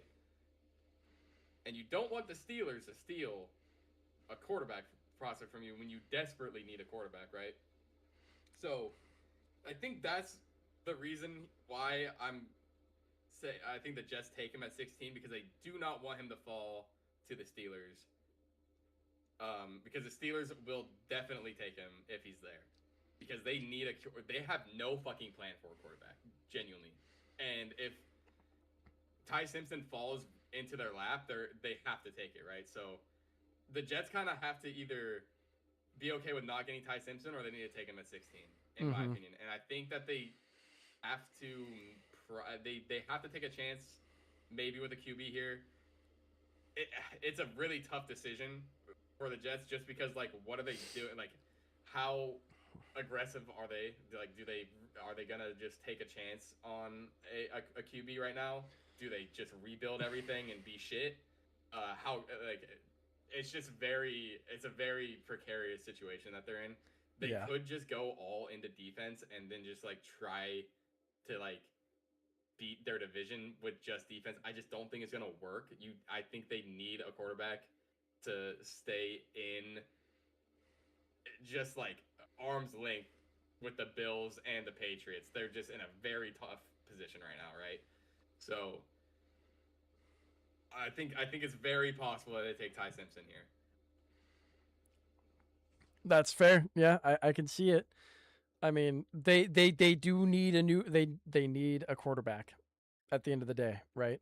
Ty Simpson played really good for Alabama, right? He did. So it's like, yeah, it's just a weird year because there's not that many quarterbacks, and the jump between Mendoza and Ty Simpson almost feels like it should be like a first round versus second round. Yeah. But the jump from Ty Simpson to the next guy is like insane. It's crazy. It's fair how big that jump is. So let's go to the Lions now. Wait, again, you didn't say what you picked for the Jets. Oh, I'm sorry. Yeah, that's right. I have the Jets taking Jordan Tyson here at pick number 16. I think this is the best wide receiver in the draft, or not. I think it's the second best wide receiver in the draft. He 6'4", I believe he's 6'4" at least. Yeah, he's big. He's a big body receiver, and that's exactly what the Jets need here. Especially because I don't think Garrett Wilson's sticking around for very much longer, to be honest with you. I don't think he makes it through the next season being a Jet. I think he's going to be going somewhere else, and I think once Jordan Tyson is in, makes a name for himself, they're going to realize, hey, why are we paying this other guy all this money? And they're going to get rid of him and probably going to fail still, but maybe fail a little bit less hard. So I have him taking Jordan Tyson. And to be honest with you, I don't think there's any real rhyme or reason to what the Jets do. To be honest with you, I don't think there's any strategy to it. I think this pick just like they see big, tall wide receiver and go, we don't have that. Do they have a new GM this year? I Let mean, me does check. it does it Because does it I honestly, does it matter? maybe. Yeah. No. Yeah, he is new. It's new. He's assistant GM for the Denver January Broncos. 2025. So he's been Yeah, so he is new. he's been with the team for a year. Wait, January 2025. Okay.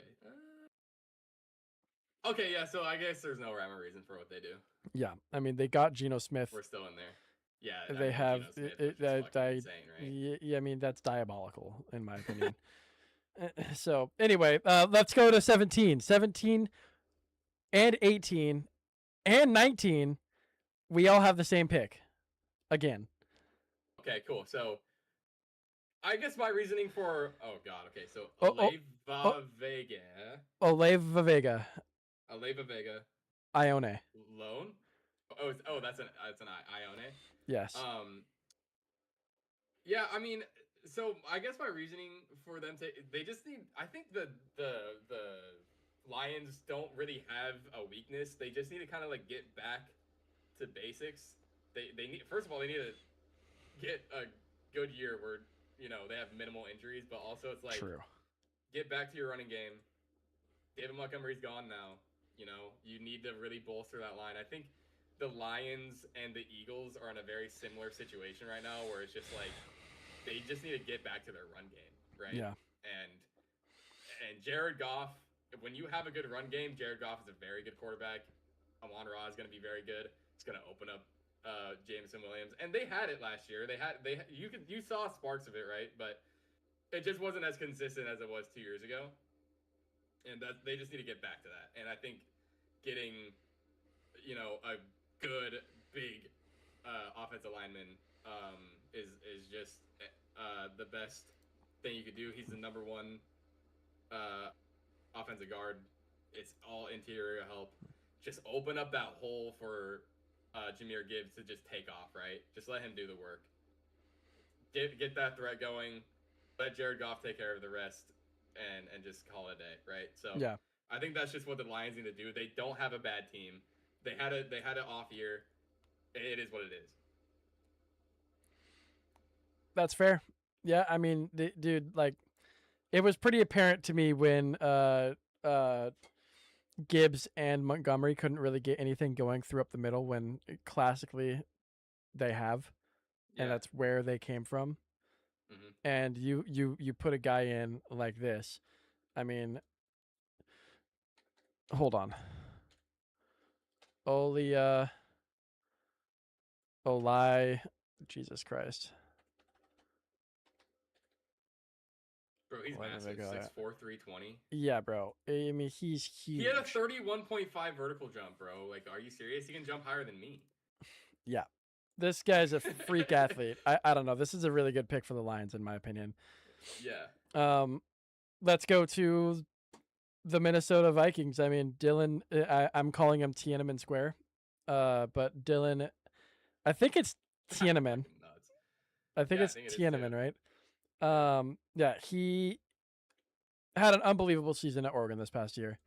And I don't know.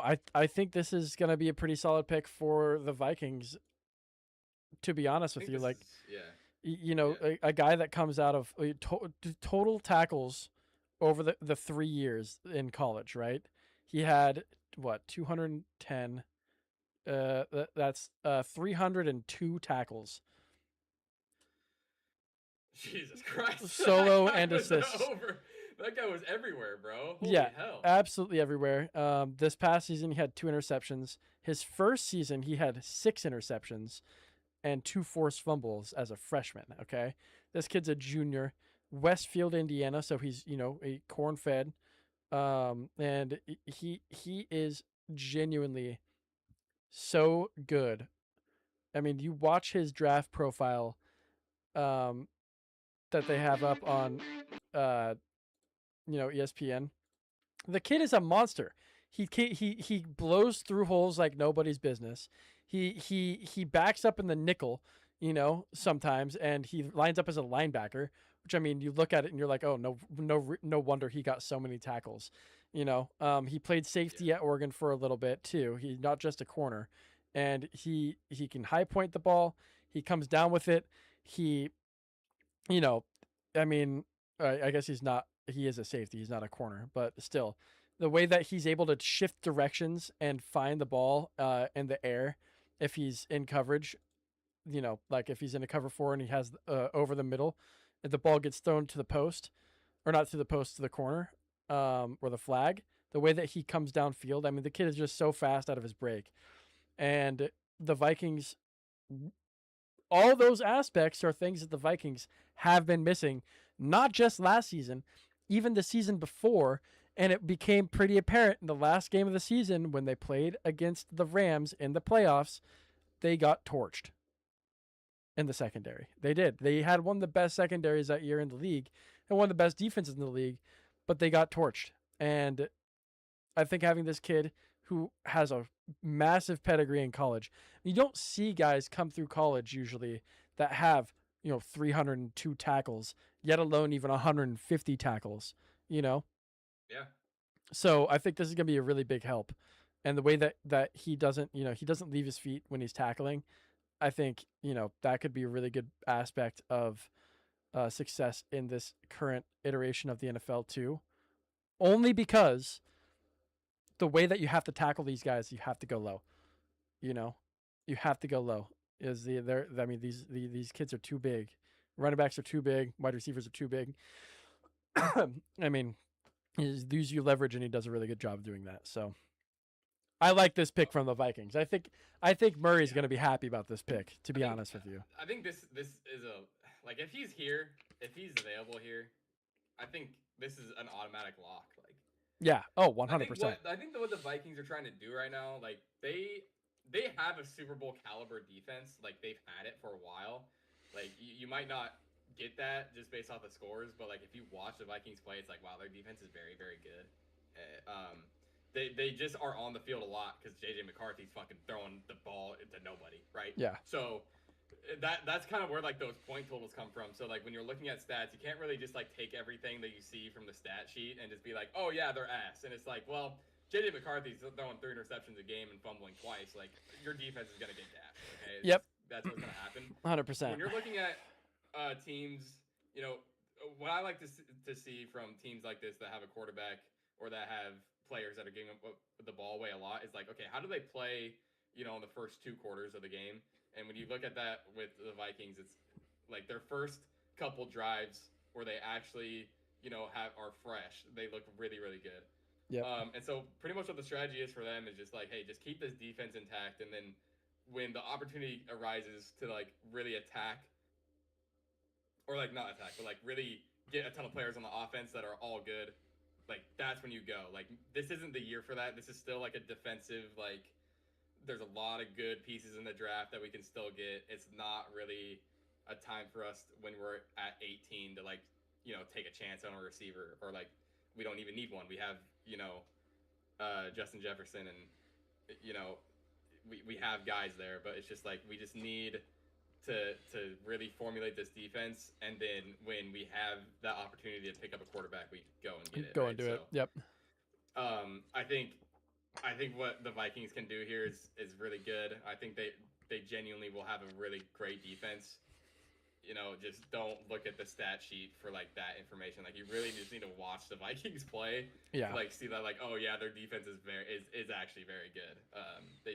I think they just need to keep that fucking meld together until they can really get something going on offense, because it's just with JJ, it's just not going to happen. It's just not. It's not. Can't. Let's move on to the Panthers. The Panthers have the 19th pick in the first round of the NFL Draft 2026, and with it, they're going to take an offensive tackle. They're going to bolster their offensive line. They're going to help out Bryce Young. They're going to help out really everybody on the offense by giving some more protection. And we saw what the Panthers could do this past season. They made it to wild card. They almost beat one of the favorites to win the whole thing. And it was really out of nowhere because the season before, they didn't even get 5 wins. And now all of a sudden they're looking like they could be a team that can make a deeper run. And the teams that can make deeper runs generally go for offensive tackles in the draft. And I think this is going to help out massively. Caden Proctor is a really good offensive tackle. Like we said earlier, Alabama didn't have the best season last year. I don't think that was I don't think that was really due to the talent that they had. I think it was the coaching that came in, and they couldn't control the personalities that were on the team. Now, this kid, I mean, he's 6'7", 366. Already you're sitting there and you're like, oh my God, how do you get past that? And the answer is you really don't. And so for Caden Proctor to come into this team, I think it will be successful. I think we'll have a great season next year. And I think, to be honest with you, my favorite to win, granted this pick has to happen, but my favorite to win this NFC South this season might be the Panthers. Yeah. But let me say here, I don't have the same guy. I have Caden McDonald going. DT from Ohio State. Oh, you do? Oh my God, that's hilarious. I thought we both had the same guy. Oh, that's funny. So here's where I'm at with this, right? So I can see in the confines of my mock draft here, I could see the Panthers going. I can see him going with Caden Proctor. I can see him going with Caden McDonald. I can see him going for Jordan Tyson. I like McMillan, right? Their wide receiver, Tate McMillan. I don't really know, I don't know what his ceiling is. He's like a really hard receiver for me to evaluate. So I could definitely see them going Jordan Tyson here. I think the reason why I have him going Caden McDonald here is because they really had a hard time bringing that interior pressure, especially against the, in that last game against the Rams. The offense wasn't the problem, right? It was they were giving up a lot to Stafford, and it's because they couldn't get a lot of pressure on him.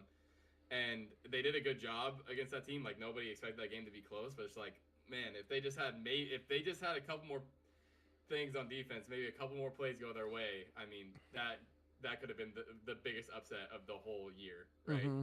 So the Panthers are a really interesting team because they have like a really good squad. They just have like a couple holes, and it's like, I think you could kind of go a lot of ways in this draft and still like really bolster your team. I don't really think they could go wrong with taking Proctor or Tyson or McDonald. I think like there's a lot of things they can do in this draft.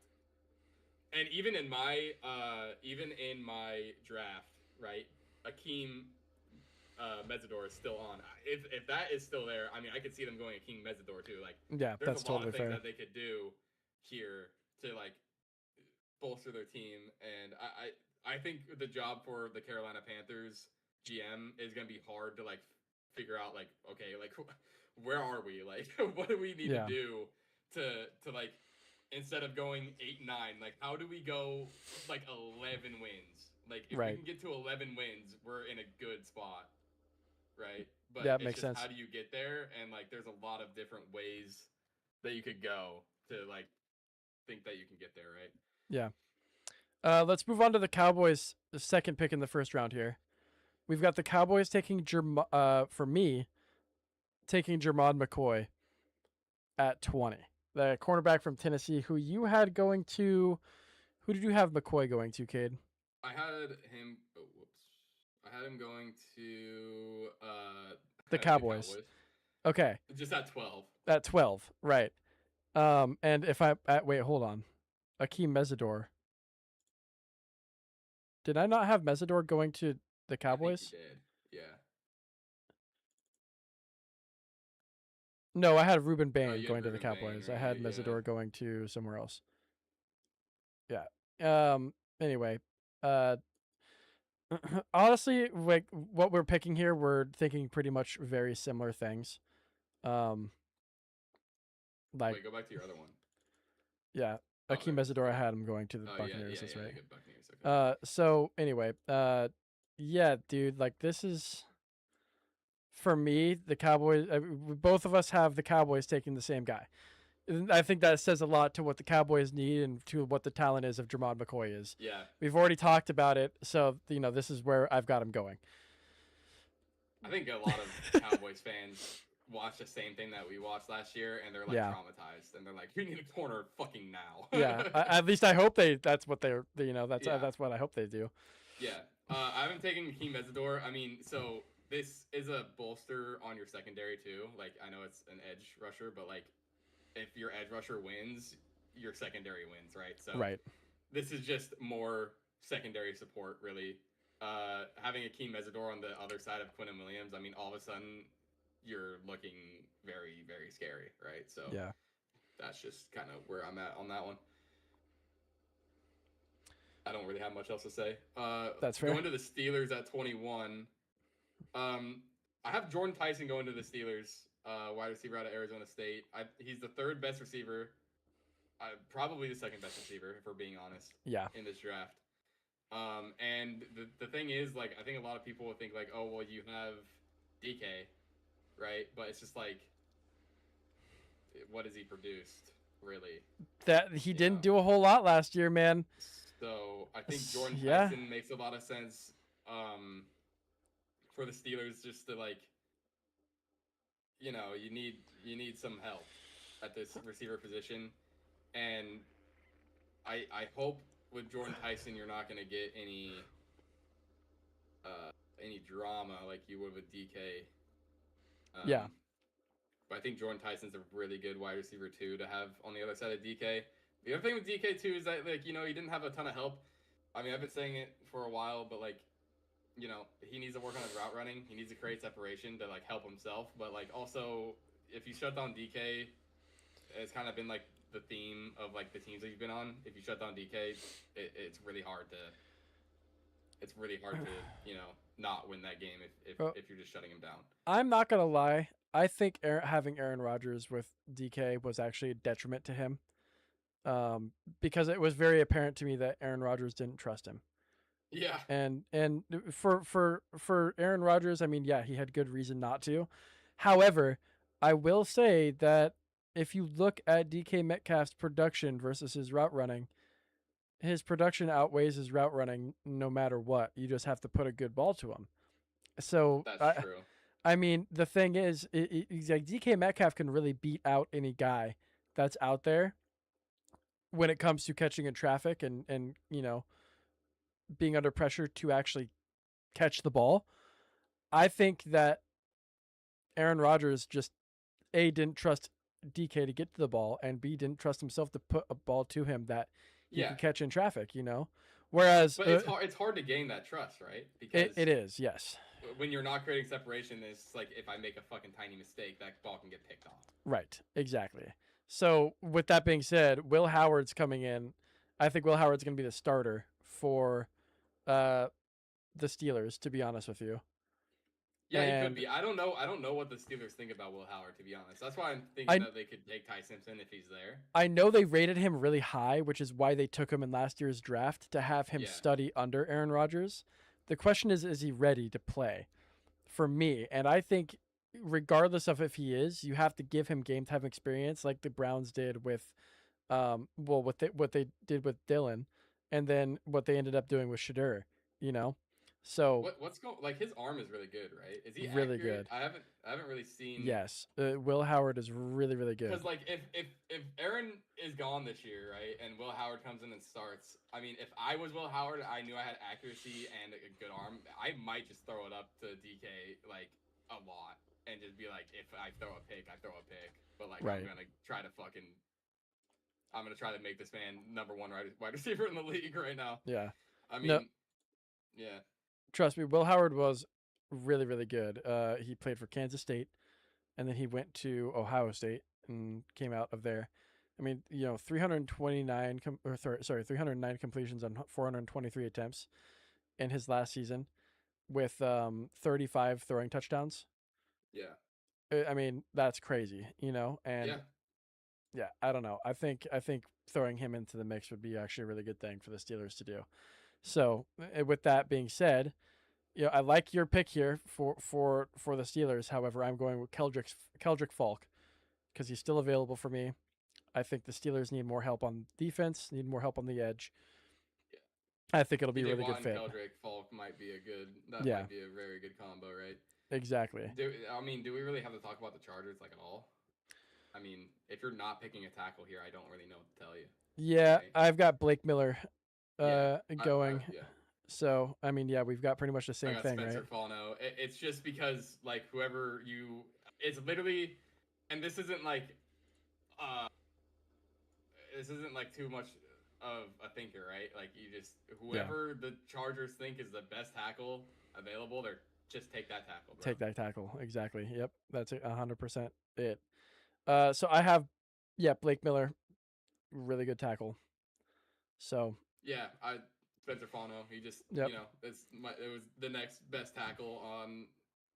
You know, it was the number one tackle rank. His arm length is a little short, but like I don't know. I mean, all of his everything else is okay. You know, 6'5", 311, 4.9 40-yard dash. I don't know if you're gonna need that 32-inch vertical. Yep.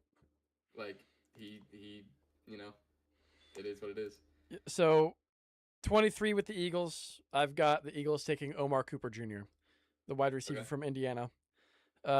It's pretty apparent over this past season that AJ Brown wasn't happy, and I think there's actually a pretty high possibility he gets traded in this draft for draft capital to somebody, right?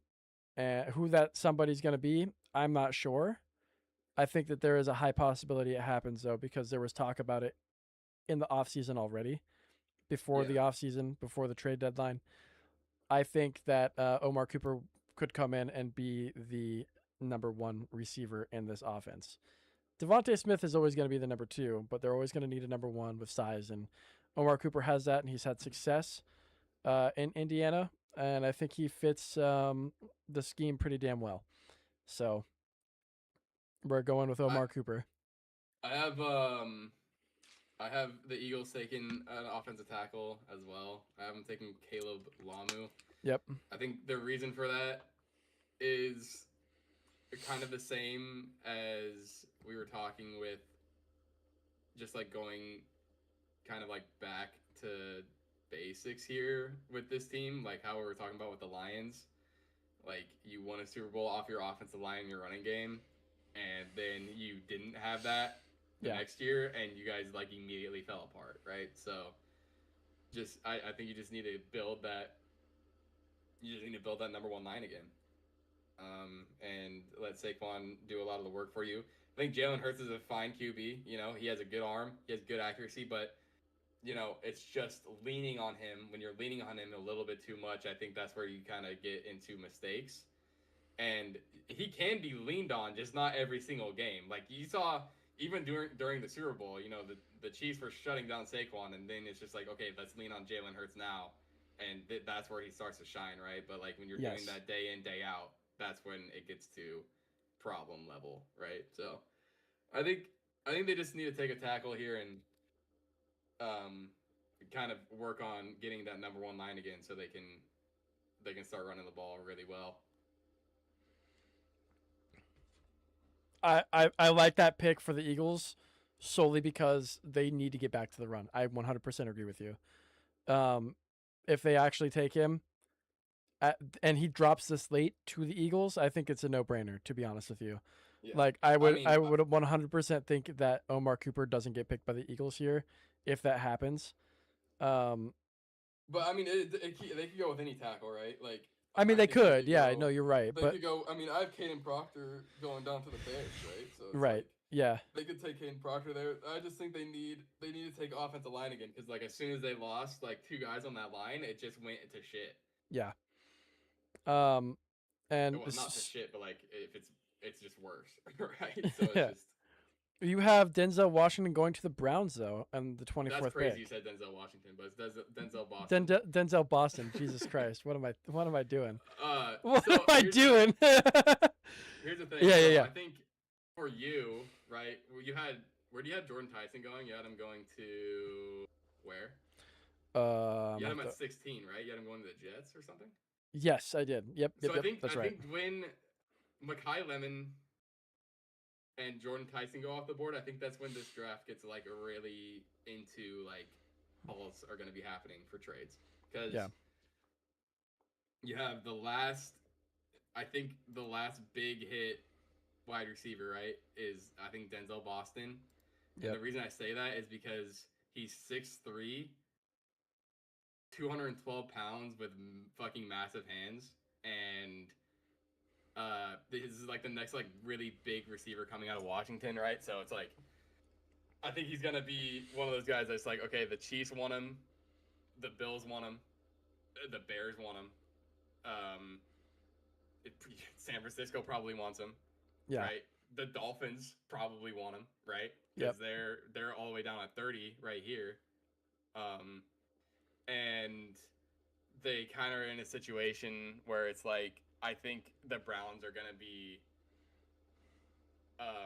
listening to a lot of those trade offers, right? Because I don't think the Browns are really in a position where they want to take a receiver. Maybe I mean they would if they think it's the best option, but I think they're willing to hear like, hey, we kind of have our team's kind of in shambles right now. Like we're still paying fucking Deshaun Watson, right? So it's like, Yeah. True. maybe we fucking defer this pick, and get some really good draft capital, in 2027, 2028, and give this one to maybe the Niners or the Bills or the Chiefs or the Dolphins. Hmm. And then but I still think Denzel Boston goes, around this area. I do too. Yeah. So yeah, he's a big receiver. So that's exactly what the Chiefs are looking for, right? So I think the Chiefs are going to be probably the first ones to get the call to the Browns, to get this, because the Chiefs are looking for right Who now. who did you have the getting Browns off the taking? guy. Who did you have the Browns taking at 5? I've Oh, been at 10. trading back That's right. to That's right. get That's the right. That's right. tackle, That's right. right? Yeah. That's right. Okay. So yeah, I think they could. I think Denzel Boston is a good pick here for the Browns, even if they don't trade. He's a really big receiver. Is again, I have him taking tackle. I have him taking Monroe Freeling, and so when you go to Denzel Boston, it's the same train of thought. You want to build out your offense a little bit more, Mm-hmm. and then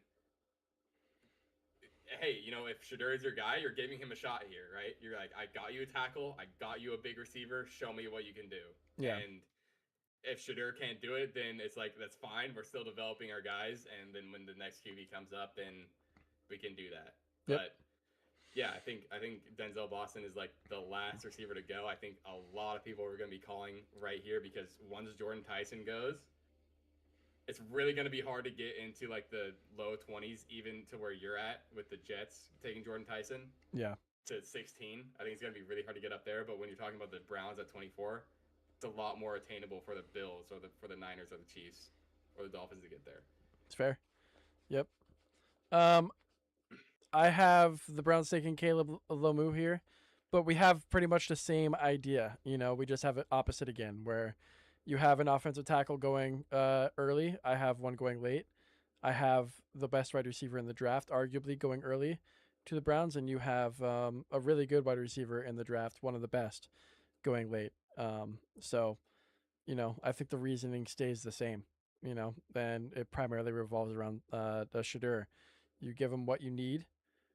You give him what he wants.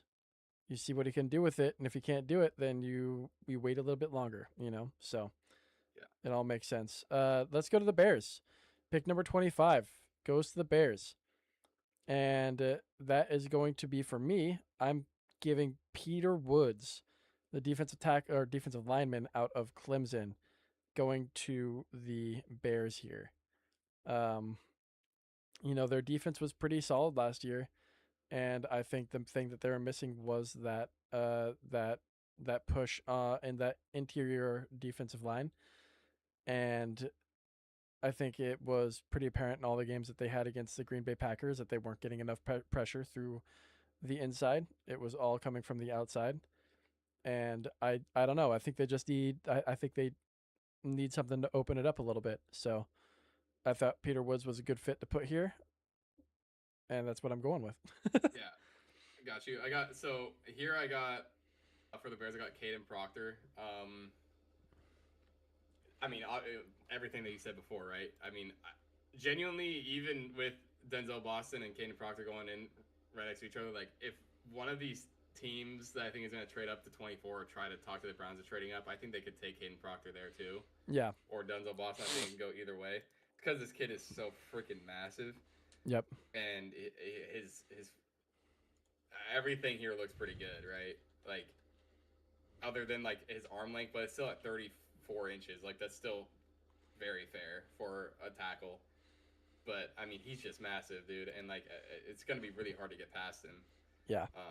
So, and for the Bears, you know, you're gonna first of all, it protects Caleb Williams, you know, to have a guy like that on either your right or your left tackle. The other thing is the Bears had, I think, the top 3 rushing attack, so getting another piece on your line to kind of bolster that, I think really is going to help them, especially Caleb Williams, because like if you have a top 3 running attack, it's going to be way easier for you to throw the ball. And then you got Luther Burden and Rome Odunze, you know, still over there, and you know they're both young, so having more time to kind of develop on their route, and for Caleb to hit them is really good. All right. Number 26.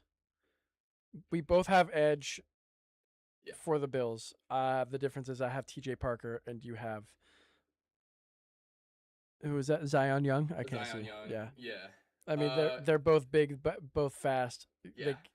They're both really, really good.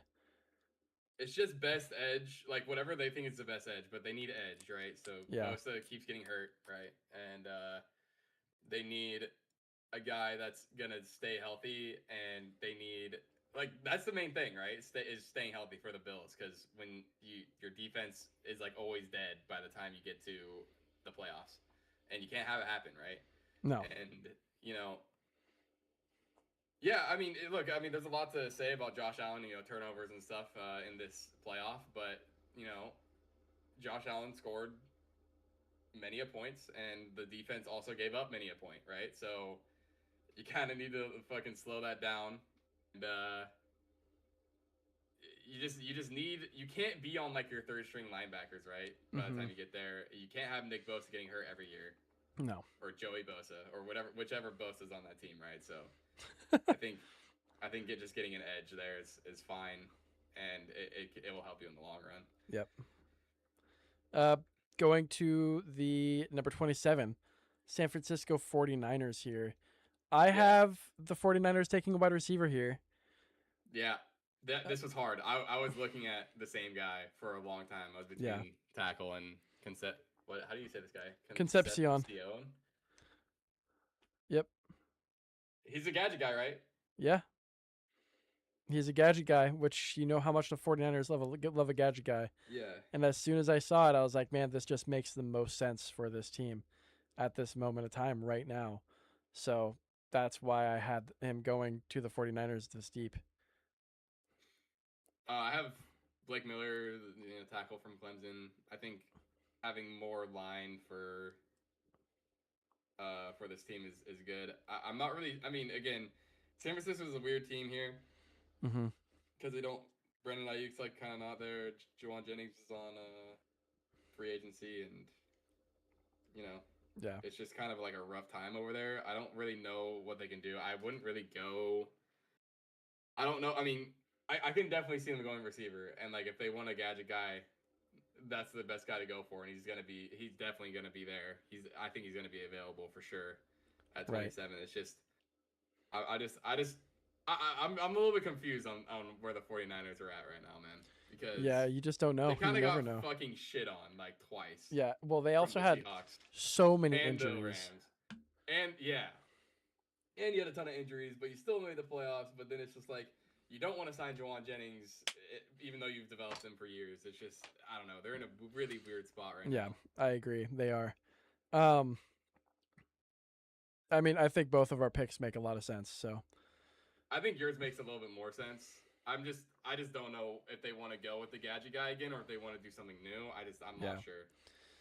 Well, let's move on to the Texans, where once again we picked the same player at number 28. And I will just point it out. I should have pointed out earlier. We did not talk to each other about anything draft related. before doing these. This is purely what we thought, just based off of everything that we see. And once again, this is our like 7th pick now that we've both had the same, maybe 6th. I'm not There's been sure, a lot, yeah. but we both took Max Ian. I think it's Ian Okor, from Arizona State. Ian Aker. Maybe, yeah. But again, I mean, you're looking at another guy that's big, that's fast, that can protect CJ Stroud. And after the season, it became pretty obvious to the layman person, at least, I think, that CJ needed more protection than what he had this past year. He got sacked the most times he's ever been sacked in the NFL. More times than he's ever been sacked in his career, college and NFL, in one single season. He had the most picks he's ever thrown. There's just so many pieces that came that were bad pieces that, he needed to get out. So I think this is the best option available for them. I think it's best tackle, best interior that they're going to take. But regardless, I think they're going to take an offensive lineman with this pick. Yeah, I mean, that's what they should do. Their defense is already pretty good. Yeah. Really overthink this that much.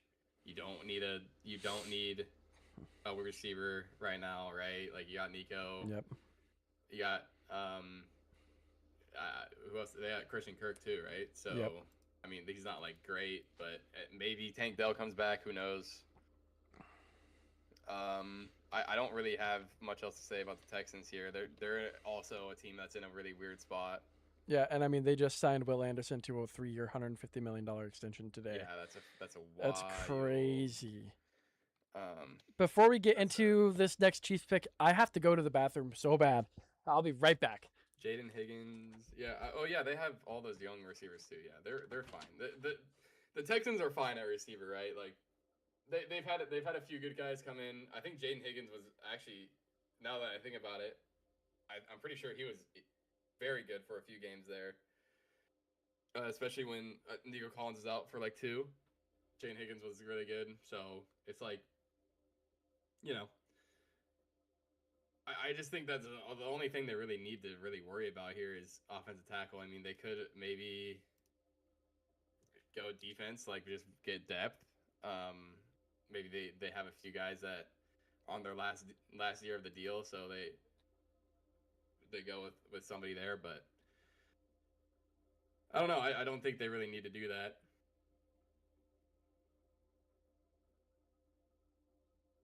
Yeah, there is a lot of teams right now that are in weird spots, but the Texans are definitely one of them. The Niners are definitely one of them. I mean, you can even argue the Bills are one of those teams too, because it's almost like they don't need that many positions, but at the same time they really do. They're always in the playoffs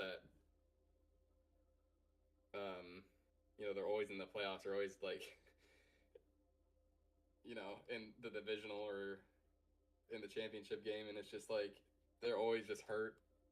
They're always just banged up.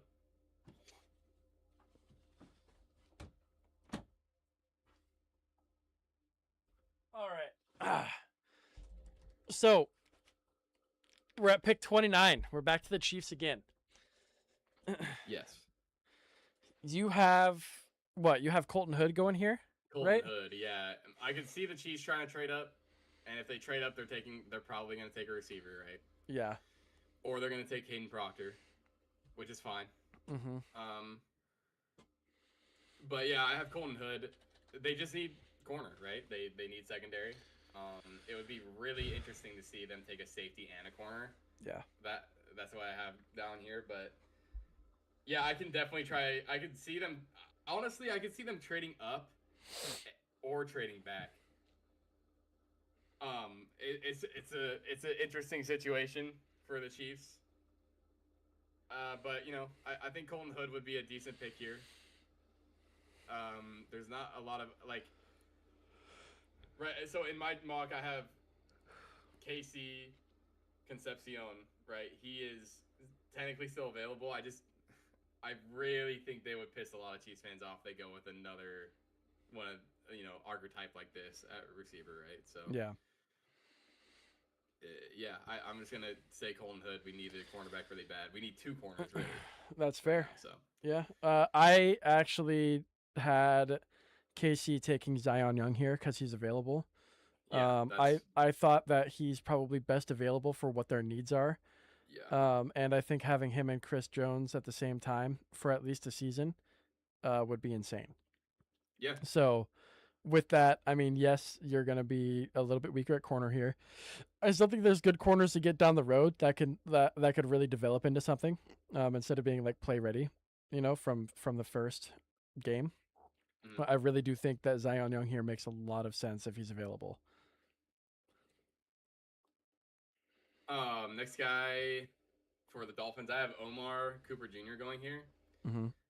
Dolphins need a receiver. Yeah, fair enough. Enough said.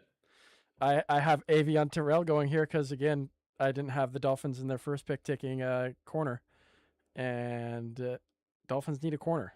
Wait, who'd you have the Dolphins taking before that? Shoot. I'm gonna have to open it real fast. What pick was it? Pick like 11. I think I had a edge rusher going here, if I'm not mistaken. Let me make sure. Yo, do you have Ruben going here? They had Ruben going to the Dallas, right? Yeah. I had Spencer Fano, offensive tackle. Okay.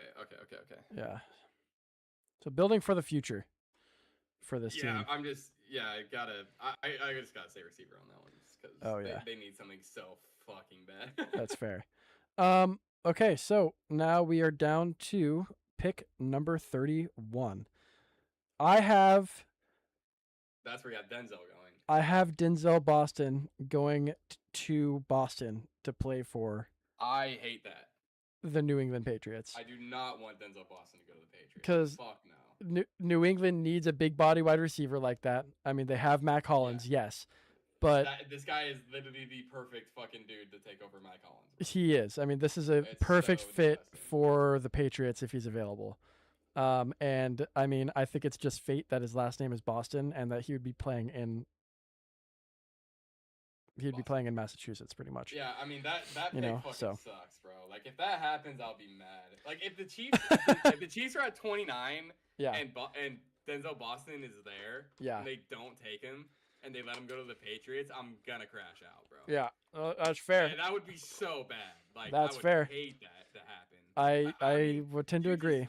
You just throw we're just gonna have fucking Drake May throw up fucking moon balls that got in Denzel Boston. He just come down with it because he's fucking 6'5". Fucking God, no, I hate it. Peter Woods going there. The Patriots confuse the shit out of me. I don't know what's going on over there. Yeah. So I've just said, defensive tackle. We got Vrabel there. He's defensive minded. He wants that interior pressure. He got interior pressure the entire game in the Super Bowl. I'm sure he's fiending for it. I'm not gonna make any interior pressure jokes about Mike Vrabel right now. So fair enough. Right. And now your 2025 Super Bowl champions. I guess technically 2026 Super Bowl champions, but 2025, 2026 Super Bowl champions, the Seattle Seahawks. Your pick makes a lot of sense here. I won't lie. It does. It does. It makes a lot of sense. Okay, this is it's a little bit of a pipe dream for me, right? Okay. So you got not Jordan Love. Jeremiah Love. Jeremiah Love, right? Yep. Heisman finalist. He's the star at Notre Dame. He's cooking, right? But then you also got Jadarian Price, who's also extremely fucking good. Also plays on Notre Dame. Also is a great fucking running back, right? Okay, what if he goes to the Seahawks and now he's the big man on campus? Now he's running for fucking 1,200 yards in a season. On the Super Bowl champion team, bro. Right? Yeah. So a little bit of a pipe dream there, but I like him, dude. I think he's good. I think they need a running back. I mean, Emmanuel Wilson's coming in, which I also like a lot. But I think I don't know. I think this kind of is good for the Seahawks. You know, I don't think George Halani is the guy that's gonna like come into that Zach Charbonnet role with um with Emmanuel Wilson. I'm not sure about it. But I think Jadarian Price could be a good. It's almost like it's not like the Seahawks. You know, it's a 30-second pick, right? So, and they had such a great team, and they still have a really great team, right? Yep. They can kind of. I think they can kind of just take a little bit of a shot on this one, right?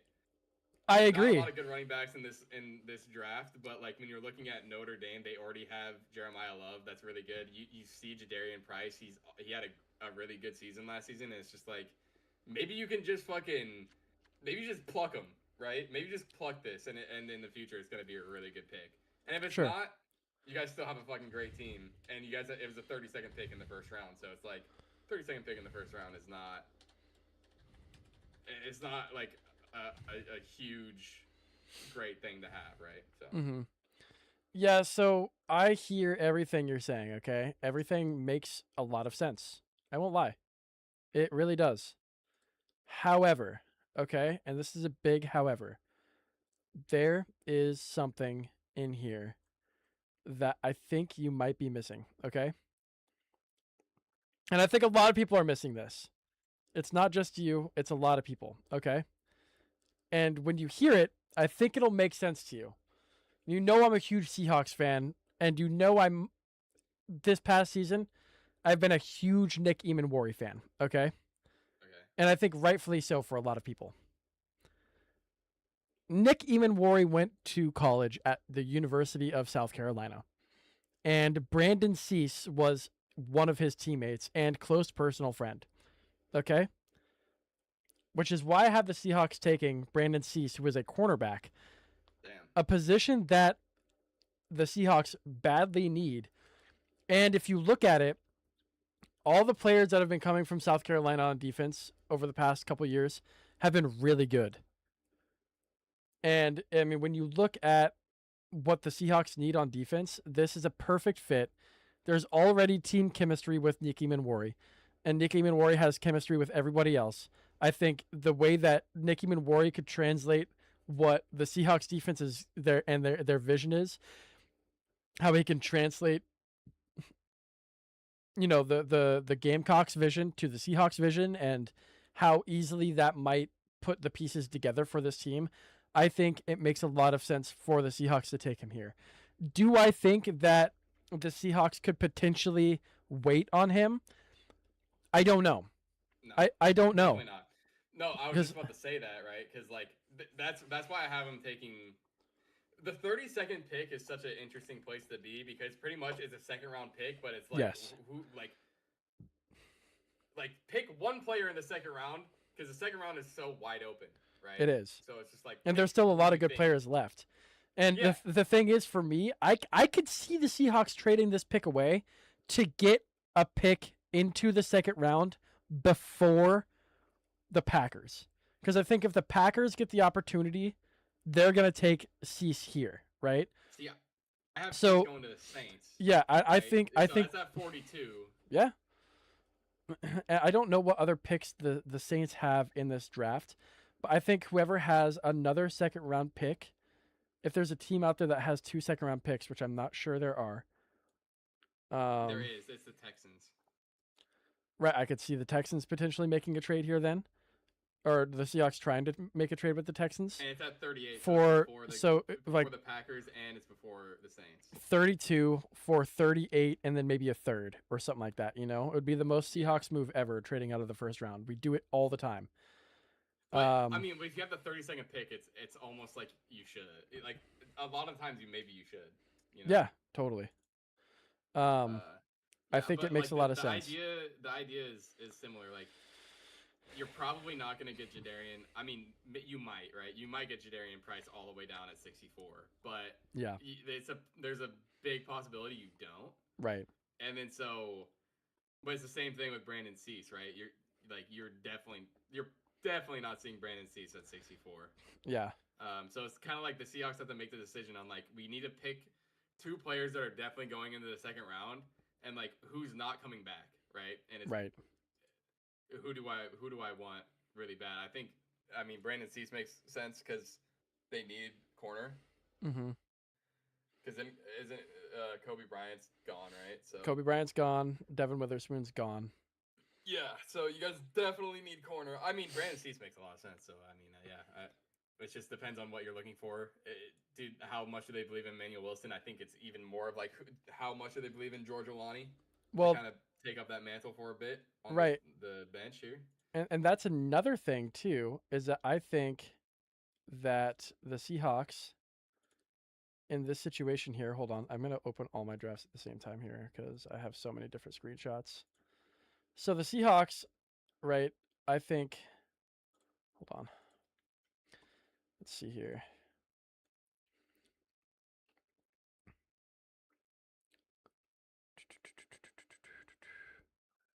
Yeah. Okay. So the way that I see this, right? The Seahawks skip out on a running back here because their running back that they want to take in this draft can fall down into the 3rd round. Which is who? Jonah Coleman out of Washington. Okay. Who I've talked about before on this show. And he's really good. Really, really, really good, in my opinion. Well, I think if they take, if they're only able. The 4th running back, though. I know. Like, you think all these teams are going to pass on 4 running backs? With what they need, I think so. Yeah. Right. Okay. I think, or at least, the Seahawks trade into a pick that can get him, earlier. But I think their 2 top prospects here are going to be Cease and Jonah Hill, or not Jonah Hill. That's wrong. Jonah Coleman. So I think there's a big chance that could happen. There's one more thing I want to go over here because you're saying that if the Chiefs miss out on Boston, that they're kind of just like, this is done. I think that there's a really good wide receiver that's still available in this draft. There is, but I think Boston is extreme. It's the exact archetype that they want right now. Yeah, and I mean, what Boston? How tall is Boston? 6'4". 6'4". So Chris Brazil, right, out of Tennessee, is 6'5", 200 pounds. He didn't have the craziest stats last year. Had 62 receptions for 1,000. Who'd you say? Chris Brazil. Okay. Wide receiver out of Tennessee. He had 62 receptions, 1,017 yards, 9 touchdowns. And he's falling into the 2nd round. And I think that the Chiefs can get him at 40. And I think that puts the Chiefs in a good place, to be honest with you.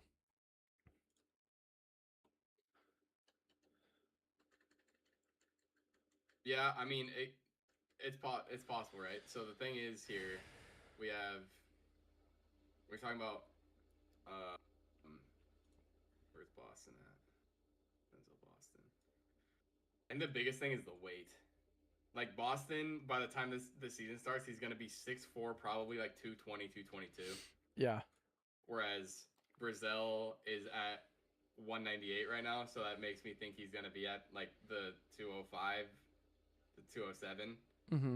I just think the two extra inches and like more weight is just gonna be so much more helpful. But I think Chris Brazil is good. I also have Chris Bell from Louisville going to the Chiefs, right? Yeah, Chris Bell is a really good shout too. Honestly, he has the 6'4", but he's 198, so he's like in that same. In the overview, they say he's 6'2", 227. Like that's a little bit weird, but where do I have? The thing is, he tore his ACL in 2025, so that's a tough one. That's why I'm like, oh man, like I really want Boston because I feel like we're gonna go for Chris Bell if we don't get Boston. Yeah, that makes sense. Where do I have Chris Bell going? I have him going somewhere earlier here. I have Chris Bell going to. Still going to the Jets, so I have Chris Bell going to the Dolphins. Yeah, I have Ty Simpson going to the Jets just at 44 instead of at what you had him at 16. Yeah. Which I mean, it both makes sense, I think so. I got Casey Concepcion going to the Jets too. Getting a gadget guy on the Jets. Yeah. There. I don't know who else I want to talk about. I mean, the Cardinals are just fucking. I They have just need a line really bad. I have Jadarian Price going to the Cardinals at 34. Jadarian Price. Yeah, the running back that you have going to the Seahawks at 32.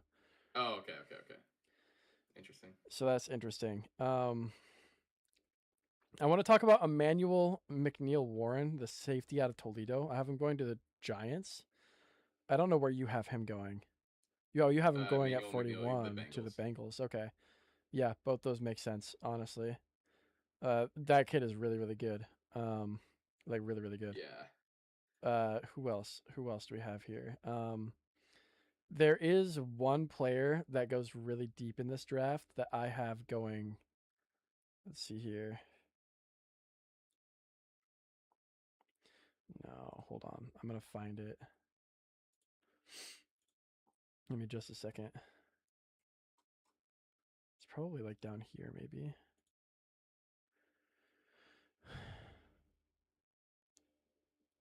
Give me just a second. He's a wide receiver. And he plays for a D. He's entered the draft and he was playing for a D3 school. It's in the second round? No. It's way deeper than that. Oh, you're talking about like, okay. What does he play? He plays wide receiver. You're talking about like Max Tomzek? No. Okay. His name is Youngstown Tyron Montgomery.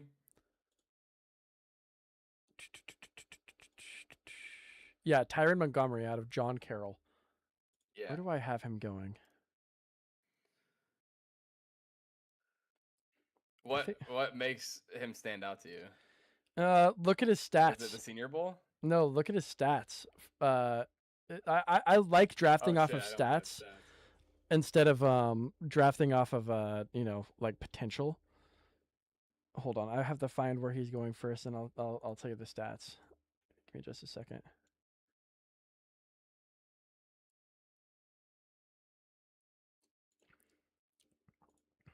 Holy fuck!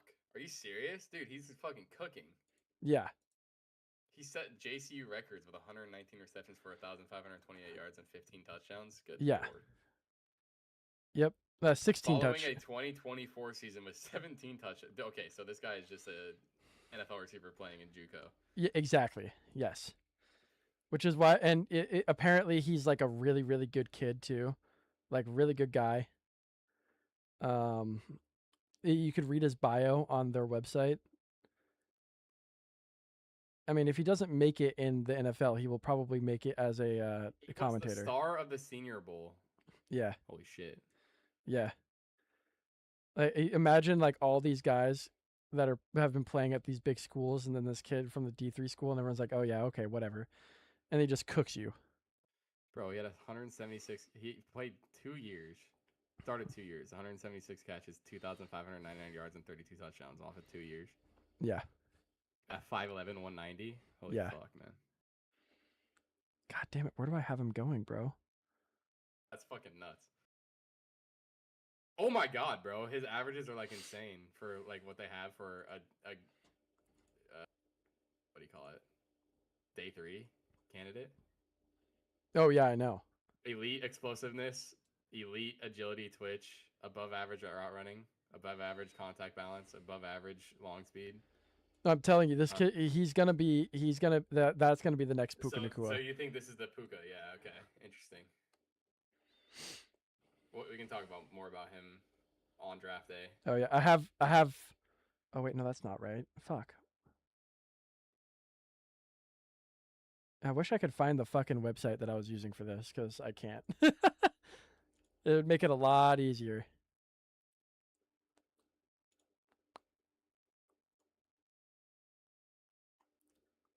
Let me see if I can do that real fast.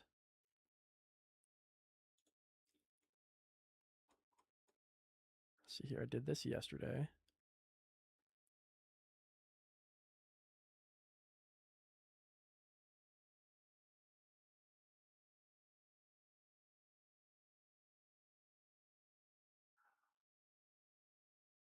Wait, no, I didn't do it yesterday. I did it the day before, didn't I? Yeah, I did.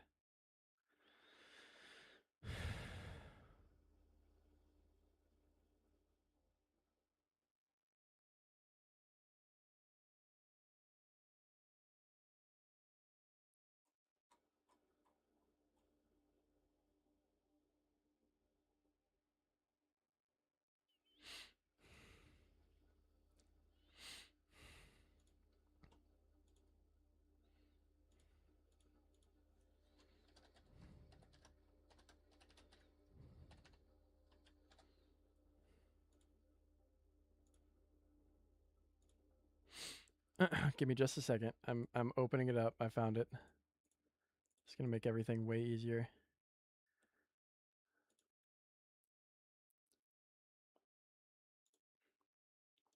Here we go. Okay.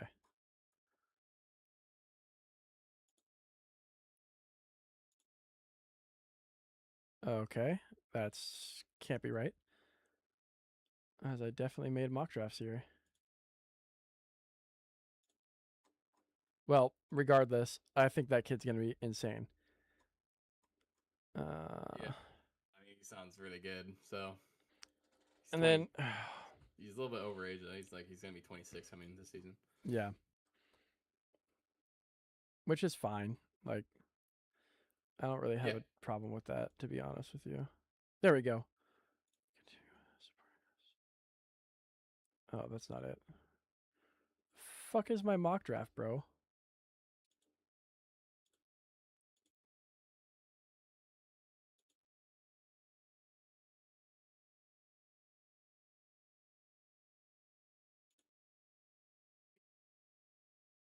Weird. All right. Well, whatever. There's one more player that I had in this draft that I do want to go over. I think he is going to make a huge difference where he goes. And I have him going to the Bengals, I believe.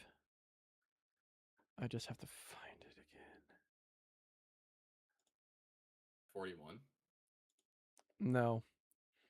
Oh, later. Yeah. What pick do the Bengals have later than that? I don't know. I only have up round 3. Oh, no. Just look, though. Is it this one? Maybe it's this one. They have. Oh, fuck. It doesn't say.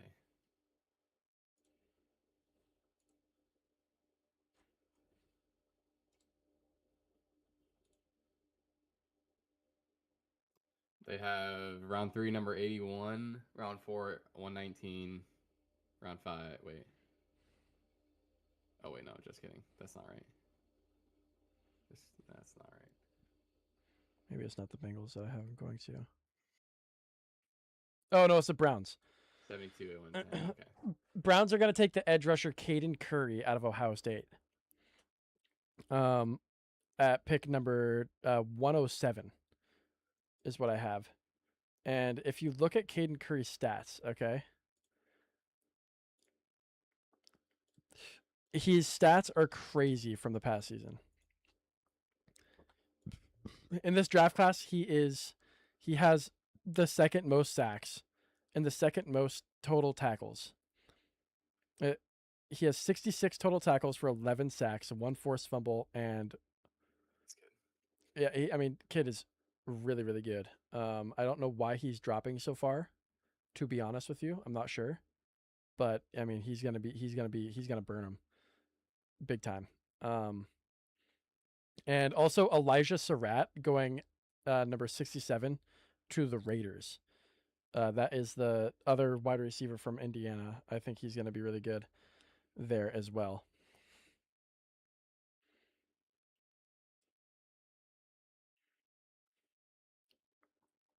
I also have the Kansas City Chiefs taking Oscar Delp in the 3rd round, the tight end out of Georgia.